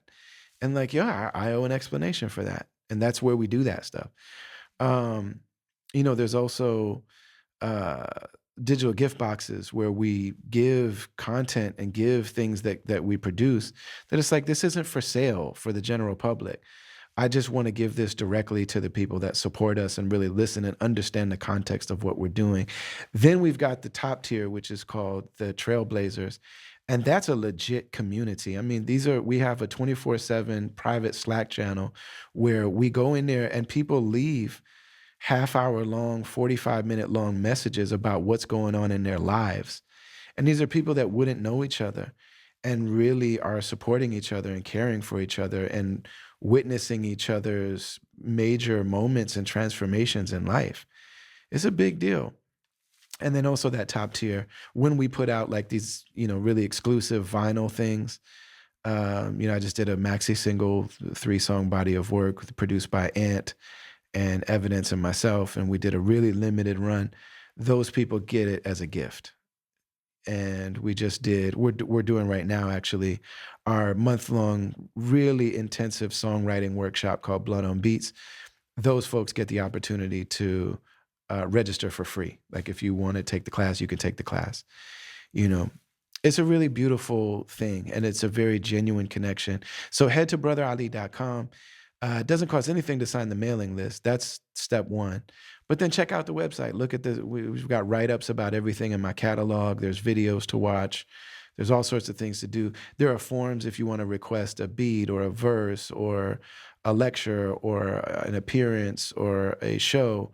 There's ways to do, or an interview. Like there's ways to do all of that. Somebody just hit me up a really dope comedian that I didn't know just hit me up on there and is saying like, "Hey, I want to be on your podcast." It's the first time it's ever happened, and I'm pretty sure I'm gonna have him on because he sent some of his work. I'm like, "Oh, this guy is really funny." So head to brotherali.com, sign the mailing list, go to the join section, get in where you fit in, and let's keep this connection real.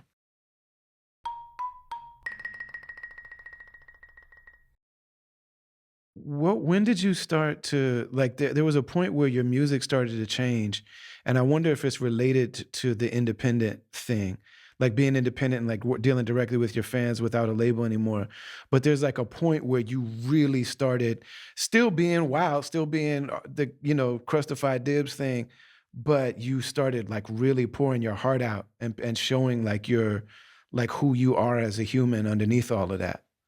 Yeah, yeah, I think the first time, well, I don't know about that because even every record label sucks. I was going there, like you could hear traces Mm, of it, like you could hear the pain, mm, and then there was some of the. It was more like it was very personal. Like even Smith Haven Mall, oh, look at this in the mirror. It's ugly and painful. It's a man in pain, and you can hear the pain, and mm. you could feel like, oh, this is coming from this guy.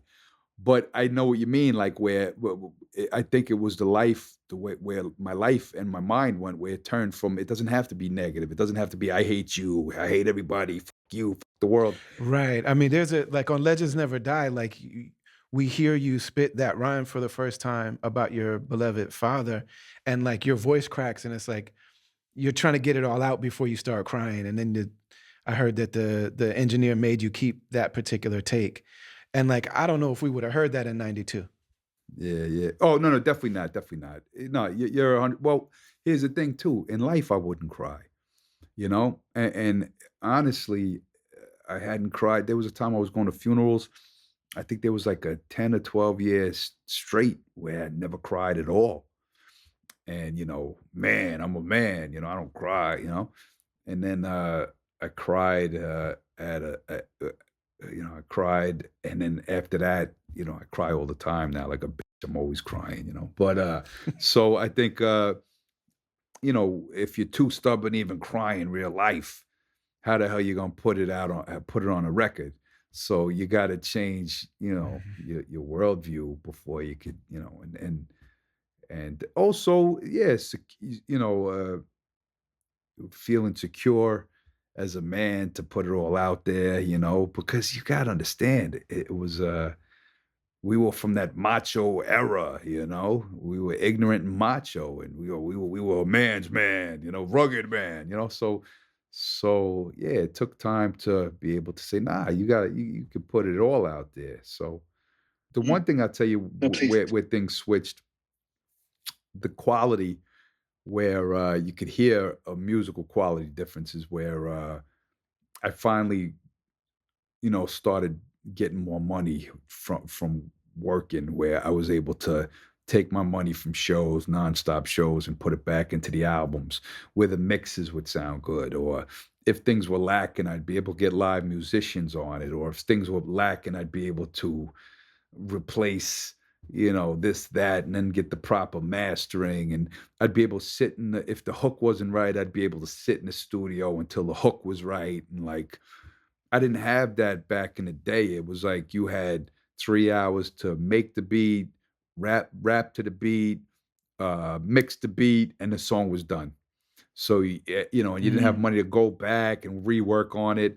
So there's so many things from my past work where, not the last couple decades, but like in the beginning where you go, damn, like that's song sucks to me, but my fans love it. But or some of them, but like I listen to it and I'm like, damn, like if I had time to sit with that record, I could have made it special.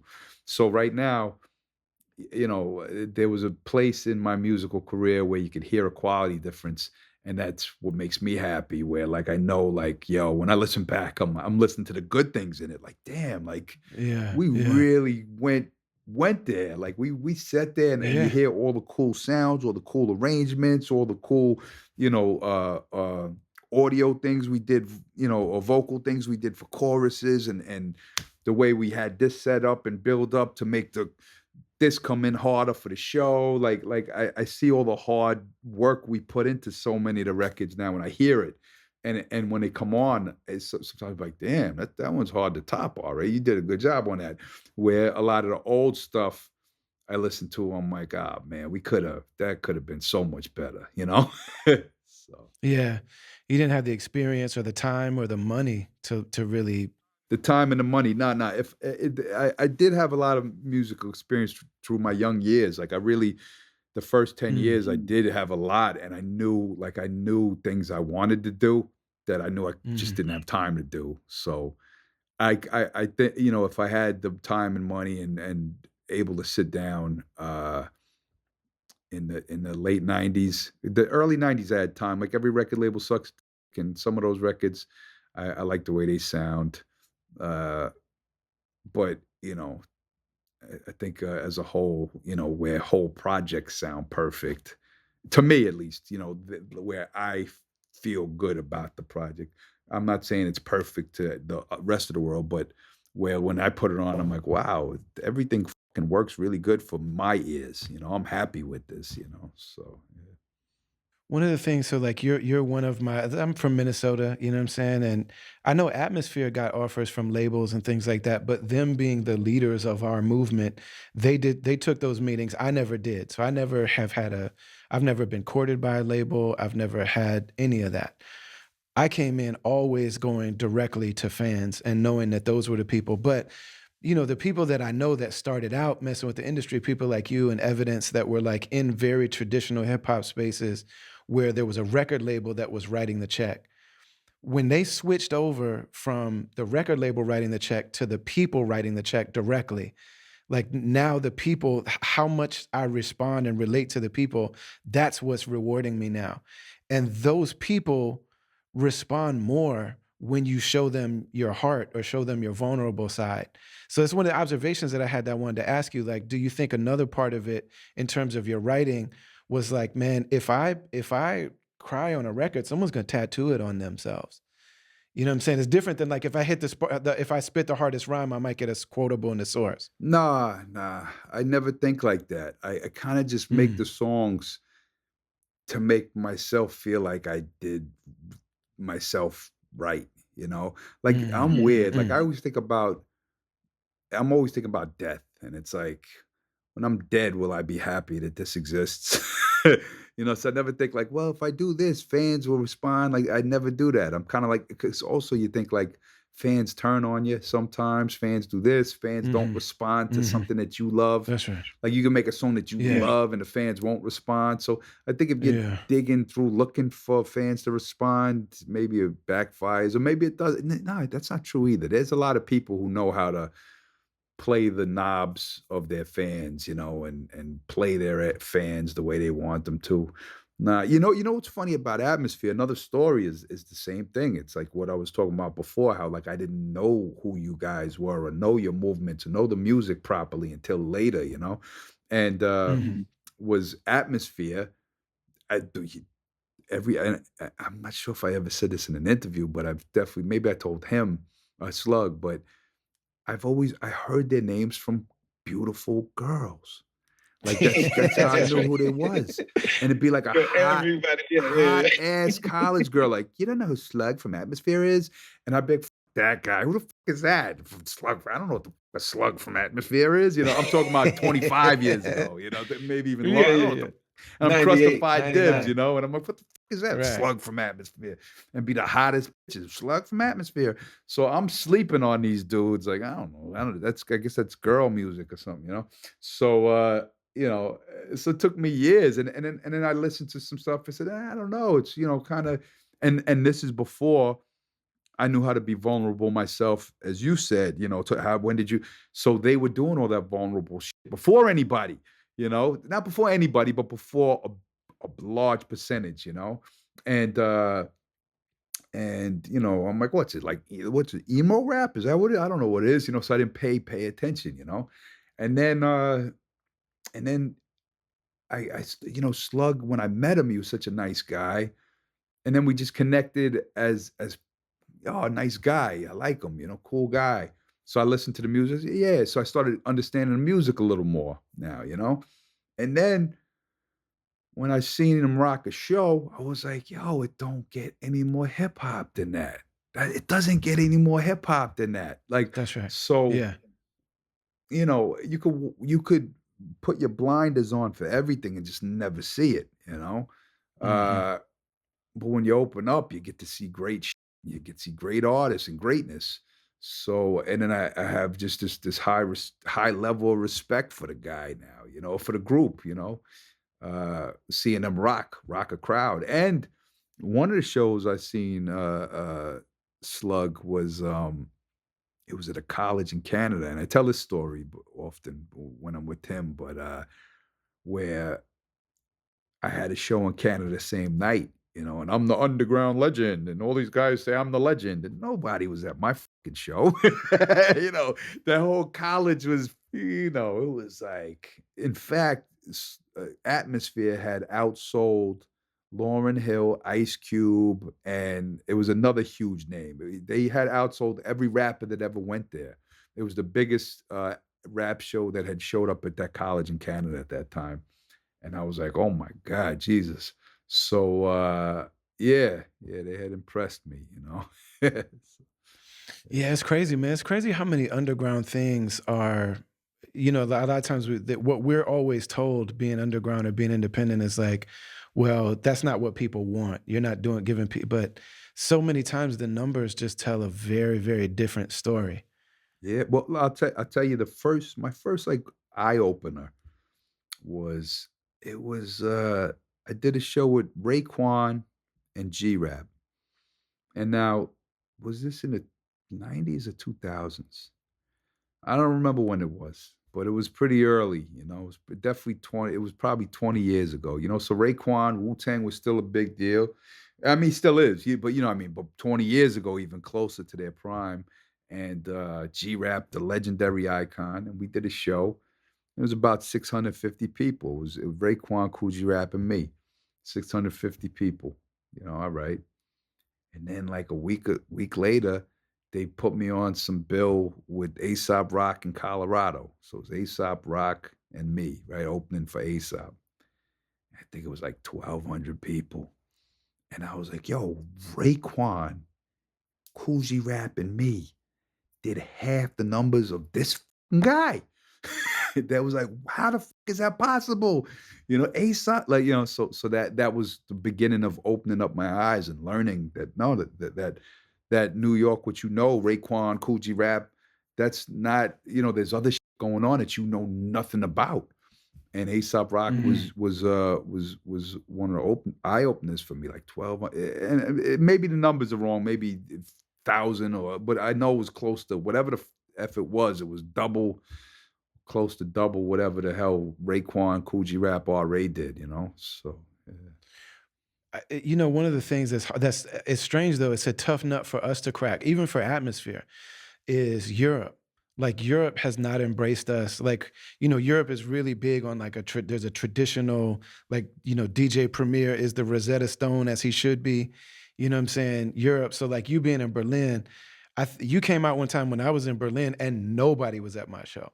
You know what I'm saying? And like Europe is a thing where like it's strange. Like they have not embraced us the same way. You know what I mean? That thing has not happened in Europe. And I don't know if it ever will. But what is like, how do you understand or like what's your relationship with the listeners and the circle in Europe and like where is it at now? Well, there's also, a lot of European countries, you have people who love the classic stuff, but there's also a lot of people gravitating towards the same language MCs as their country now. Like, Mm, when I think a decade ago and even way earlier, obviously, it was something that they liked because it was from another country.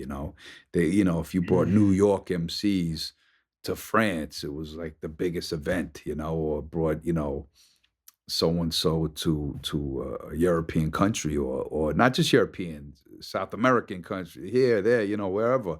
It was the big thing. But I think they're so used to rappers going through their countries now that the kids wanna hear people who talk and look like them, So a lot of I hear a lot of that's going on. And, um, I know this girl, Juju, who, and Nora, they had a group called Sexton in Germany, and right before they blew did good for themselves, they'd come hang out, have dinner, and, at the not the open mic spot, the dudes there, the lyricist at the German spot wouldn't even let them grab the mic.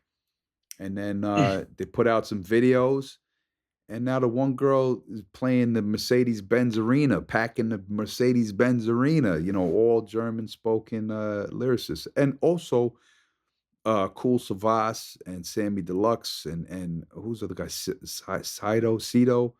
When they play, they're like old school, German MCs. When they play out here, like, I went to one of their shows, like, right before Corona, and it was, like, I think, like, 18,000 people there, packed out. It was crazy. And another one with Sammy Deluxe was packed out. So they definitely support, the same language, thing. But also, I'm still selling out shows all over Europe, because it's what you said. Yeah. I'm looked at kinda like a legacy artist to them, for some reason, more than rhyme sayers or strange music, or like all you guys that kick my ass touring in the States. I kinda do better than you guys in Europe still, and they look at me like, the master race. I'm more with that whole, uh, array of artists here, where we all do great. So, but in the States, Tech and them will pack out 2,000 people every night. So, Yeah, man. You've been making music for a long time. Like, do you feel like because you've made classic music, do people still, you think, receive the new music that you make with the same energy? well, no, that's like anything though. People, it's a certain time of their life where they love it the most. And so I see when there's like a 40-year-old promoter, they'll be playing my tracks Chains and Lessons. And if it's a 48-year-old promoter, they'll be playing stuff from the early 90s or this and that. uh or if it's a guy in between those, they'll play raucous ones. Or if it's a young, Mhm. it's like I almost could tell somebody's age by the records that they pick that they like from me the most, you know what I mean? So, and then there's the generation that didn't even know who I was till I did the Uncommon Valor with Jedi Mind Tricks. And then after that, they were sold. So they don't even care about anything before that and only want the 2006 stuff after. And it all depends, it all depends. Well, it's a good sign though, because um, a lot of times, that's the one thing about not being a giant commercial exploded, artist, is Mhm. that you keep getting these fan bases from different, like, somebody like I had a song with Hobson, on Legends Never Die, the album you was on. And then, a lot of people like, "Yo, I never Mhm. heard of you till Hobson. Hobson's my favorite rapper. Hobson. You're okay, cool. So that was I'm just naming random ones. Or Strange Music, Tech Nine, or touring with ICP. You're opening yourself up to all different people. And that's the one thing that's good about being an MC, though, is that when you're an MC, you can rock That's all right. different arenas. So I could come to a Rhyme Sayers event and rock Rhyme Sayers. I could go to ICP event and rock, Insane Clown Posse. I could go do 5 shows with KRS One in Europe, I'm the real hip hop scene. I could do whatever the scene is. I could do a rock crowd, because that's what our job is, to MC and play the energy Mhm. towards the event you're at. I could do a German MC, party, and come and rock it. It's like, so. Um, yeah, it's a nice little challenge, to, be able to go from generation to generation, to camp, and just do different things for different people. So There's people who just discovered me on the last album. They go, "Oh, I never heard of you until this and that." Wow, I've been, ever I since. mean, that thing was like a real testament, man. I really feel like you, in my opinion, your last two albums are your best ones. Like I think all your music is dope, but man, that Legends Never Die and All My Heroes Are Dead, to me, like if somebody wanted to know who you are, like I think those two albums are the ones to Well, go those are to. the ones where I got 100% freedom of just working in the studio and doing what I wanted to, and like I said, working. If this song's not strong enough or big enough, I was able to bring in different musicians, and also it's a different era too, where like. You know what? I need a bassist. Get this bassist from California. Oh, I need a flute. Get that flute player from Czech Republic. So you could get elements that you need. Oh, I need a haunting vocalist. Oh, the girl in Iceland. Go ahead, grab, send it out to her. So it's another way you can make records and get music from all over the planet. I got a million things I want to ask you, but man, you've been so just generous with your time as always. I know January 7th is coming up, so we'll be thinking about you. And you know what I'm saying? Yeah, that's it's one thing. Like I really wish I could have met your dad. Like just watching videos, like I see you and him and you so much. Like your voices are the same. You know what I'm saying? Like he just looks like a 20-year older version of you. You know what I'm saying? Yeah, the icon. And like I said on the song, my daughter was born the day he died. Not the same day, but the birth, his death day, January 7th is Yeah. the Yeah. birthday of my daughter. It was like a gift from my daddy, crazy. So, yeah. Yeah, man. And that story, I mean, I'll mention it in the intro and outro, but for people that you've told that story so many times, I didn't want to ask you to rehash it again, but it's really powerful, man. It's really powerful. And it's interesting. On one of your joints, I heard him say that people in that time when he was coming up, they were saying make love, not war, and like the whole thing between love and war. And he's like, I've done both. I went and I did war, and he really did it. So like people should go and look up that story. But then he said after that, I came back and did the love thing and having a family, and I realized that making love is a lot harder than making Yeah. war. And I just wonder, you know what I'm saying, that you have lived this life as a, you know what I'm saying, a street warrior, hip hop road warrior, like all of that, all of the battles that you fought. And now, coming into raising children and having a family, you know what I'm saying? I wonder, like, what's your reflection on that? Well, my dad's, the story. So he lost his children, So, my, you know, me and the mother of my kids, Renee, she's great, but we have our downs a lot. We fight a lot and we try to work it out, but then our personalities, it's just rough. We have rough times. So, but we try to. So, yeah, the making love part is tough, but it's nowhere near my daddy's, because he my sister couldn't walk or talk, she died. My brother couldn't walk or talk, he was blind, he died. My sister's son died. So when it's something that no human being should ever see is burying their own child. So my father buried two of his kids and his grandkids. So that's much Yeah. harder than war. There's nothing worse imaginable than burying your own children, no matter what. So, nothing you'd rather get your limbs cut off. You'd rather be castrated, whatever it is. You'd rather have that than have your children be buried. So yeah. So his make love part wasn't so easy. So Yeah, man. Well, I just really admire you beyond words, man. And I love you and I appreciate you. And thank you for doing this. It means a lot. Like you're one of the people that when we decided to do this podcast, I'm like, man, wait till they hear what RA is like. You know what I'm saying? Like you're the people that I love the most are the people that are amazing on the mic. But then when you are with them in real life, it's like that person on the mic is just one part of who this beautiful human being is. So like those days that we were walking around New York, I remember we had like you had gotten props for the video, like literal props. And there was like a styrofoam cinder block. yeah, And so yeah. you were walking around New York, like tossing it to people and just watching these people freak out. And you threw it at a cop.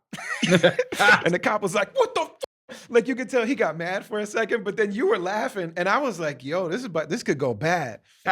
And and the cop for a second, like he looked like he didn't know what to do, and you just like your whole vibe just disarmed him so much that he started laughing, and you were just like, "Oh, come on, brother."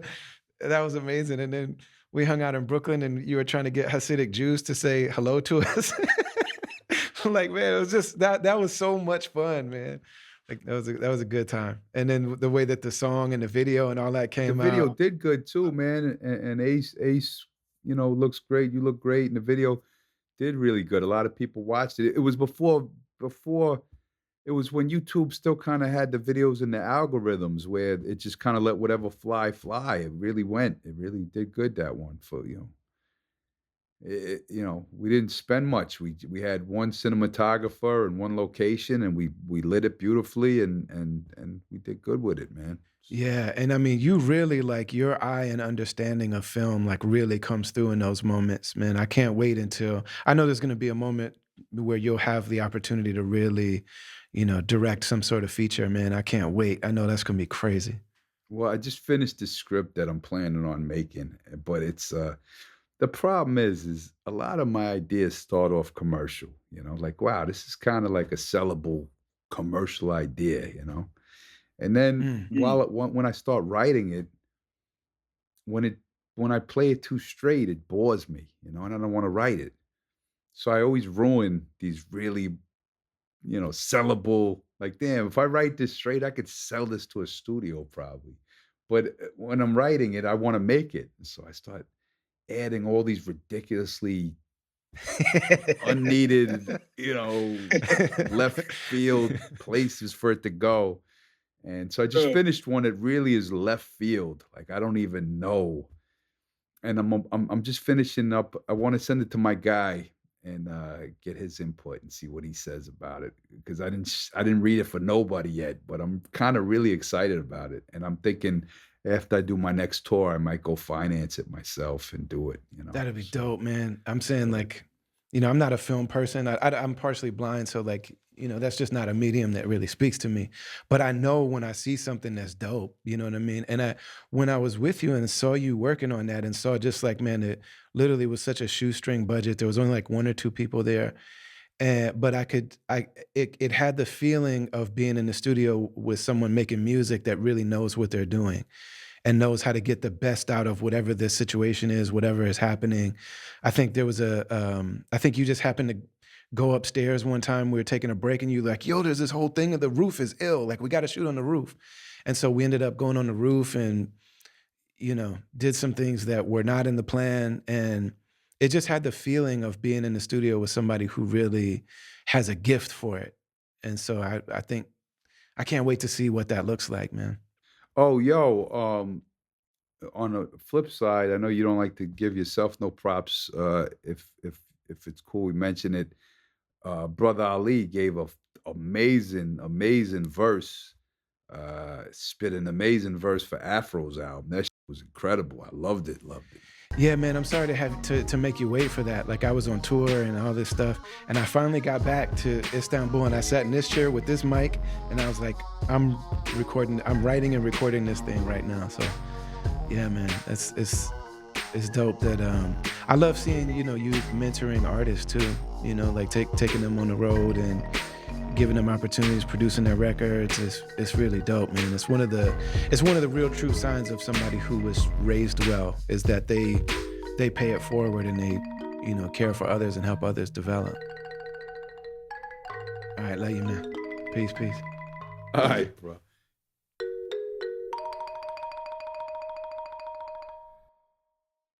Special thanks to my dear brother, my friend Ari the Rugged Man, for being so generous with his time, with his wisdom, with his energy and his insights, and for just being so vulnerable. He had a long day as a dad and was out running around taking care of sick kids and in another country, you know what I'm saying, in Germany. So I live in another country, and I know that when you're running errands, it's already can be cumbersome and it already can be draining and things like that. But when you're also dealing with a language barrier, you're in another country, all that stuff, he put in a long day of loving and serving his family, and then just sat down on his bed with us and chopped it up and That was the conversation that you just heard. So really grateful to RA, and also thank you to his family for giving him that space and time. We are brought to you, as always, by the Zakat Foundation, Zakatus, on Instagram, and zakatfoundation.org. Check out all the work, find a way to get down with what they're doing. We're also brought to you by BetterHelp, BetterHelp/travelers. That's online therapy. You know what I'm saying? Get a chance to just give yourself a little bit of time to be with yourself. You know what I'm saying? Give me myself to be with myself. You know what I mean? It's a really beautiful, important thing to do. Doesn't mean you're crazy. It means you're normal. It means that you're alive. It means that you're human. It means that your heart is alive. And it means that your heart matters enough to you to explore it, to have that knowledge of self, to know thyself. Word up, betterhelp.com/travelers. Special thanks, as always, to Amna Mirza, Mansour Panawala, Darian Washington. Shout out to my man, Sage Francis, to Shane Atkinson. Shout out to Imam Fahim Shuaib, the people that listen to this podcast, Aida Rashid, and give me feedback. It really matters a lot. Shout out to Last Word, who does the graphic design. Shout out to my man, Ant, who made the theme song from the original song, The Travelers, on the Us album, 2009. Go and check out that actual song. And he allowed us to use that beat as the theme song for the podcast. Man, shout out to Mark from Medina Hip Hop, who did the stamp logo. And Travelers Podcast is produced by Brendan Kelly, aka BK1, my mellow, my man. And it is a product of Travelers Media. Love you a lot. Assalamu alaikum wa rahmatullahi wa barakatuh.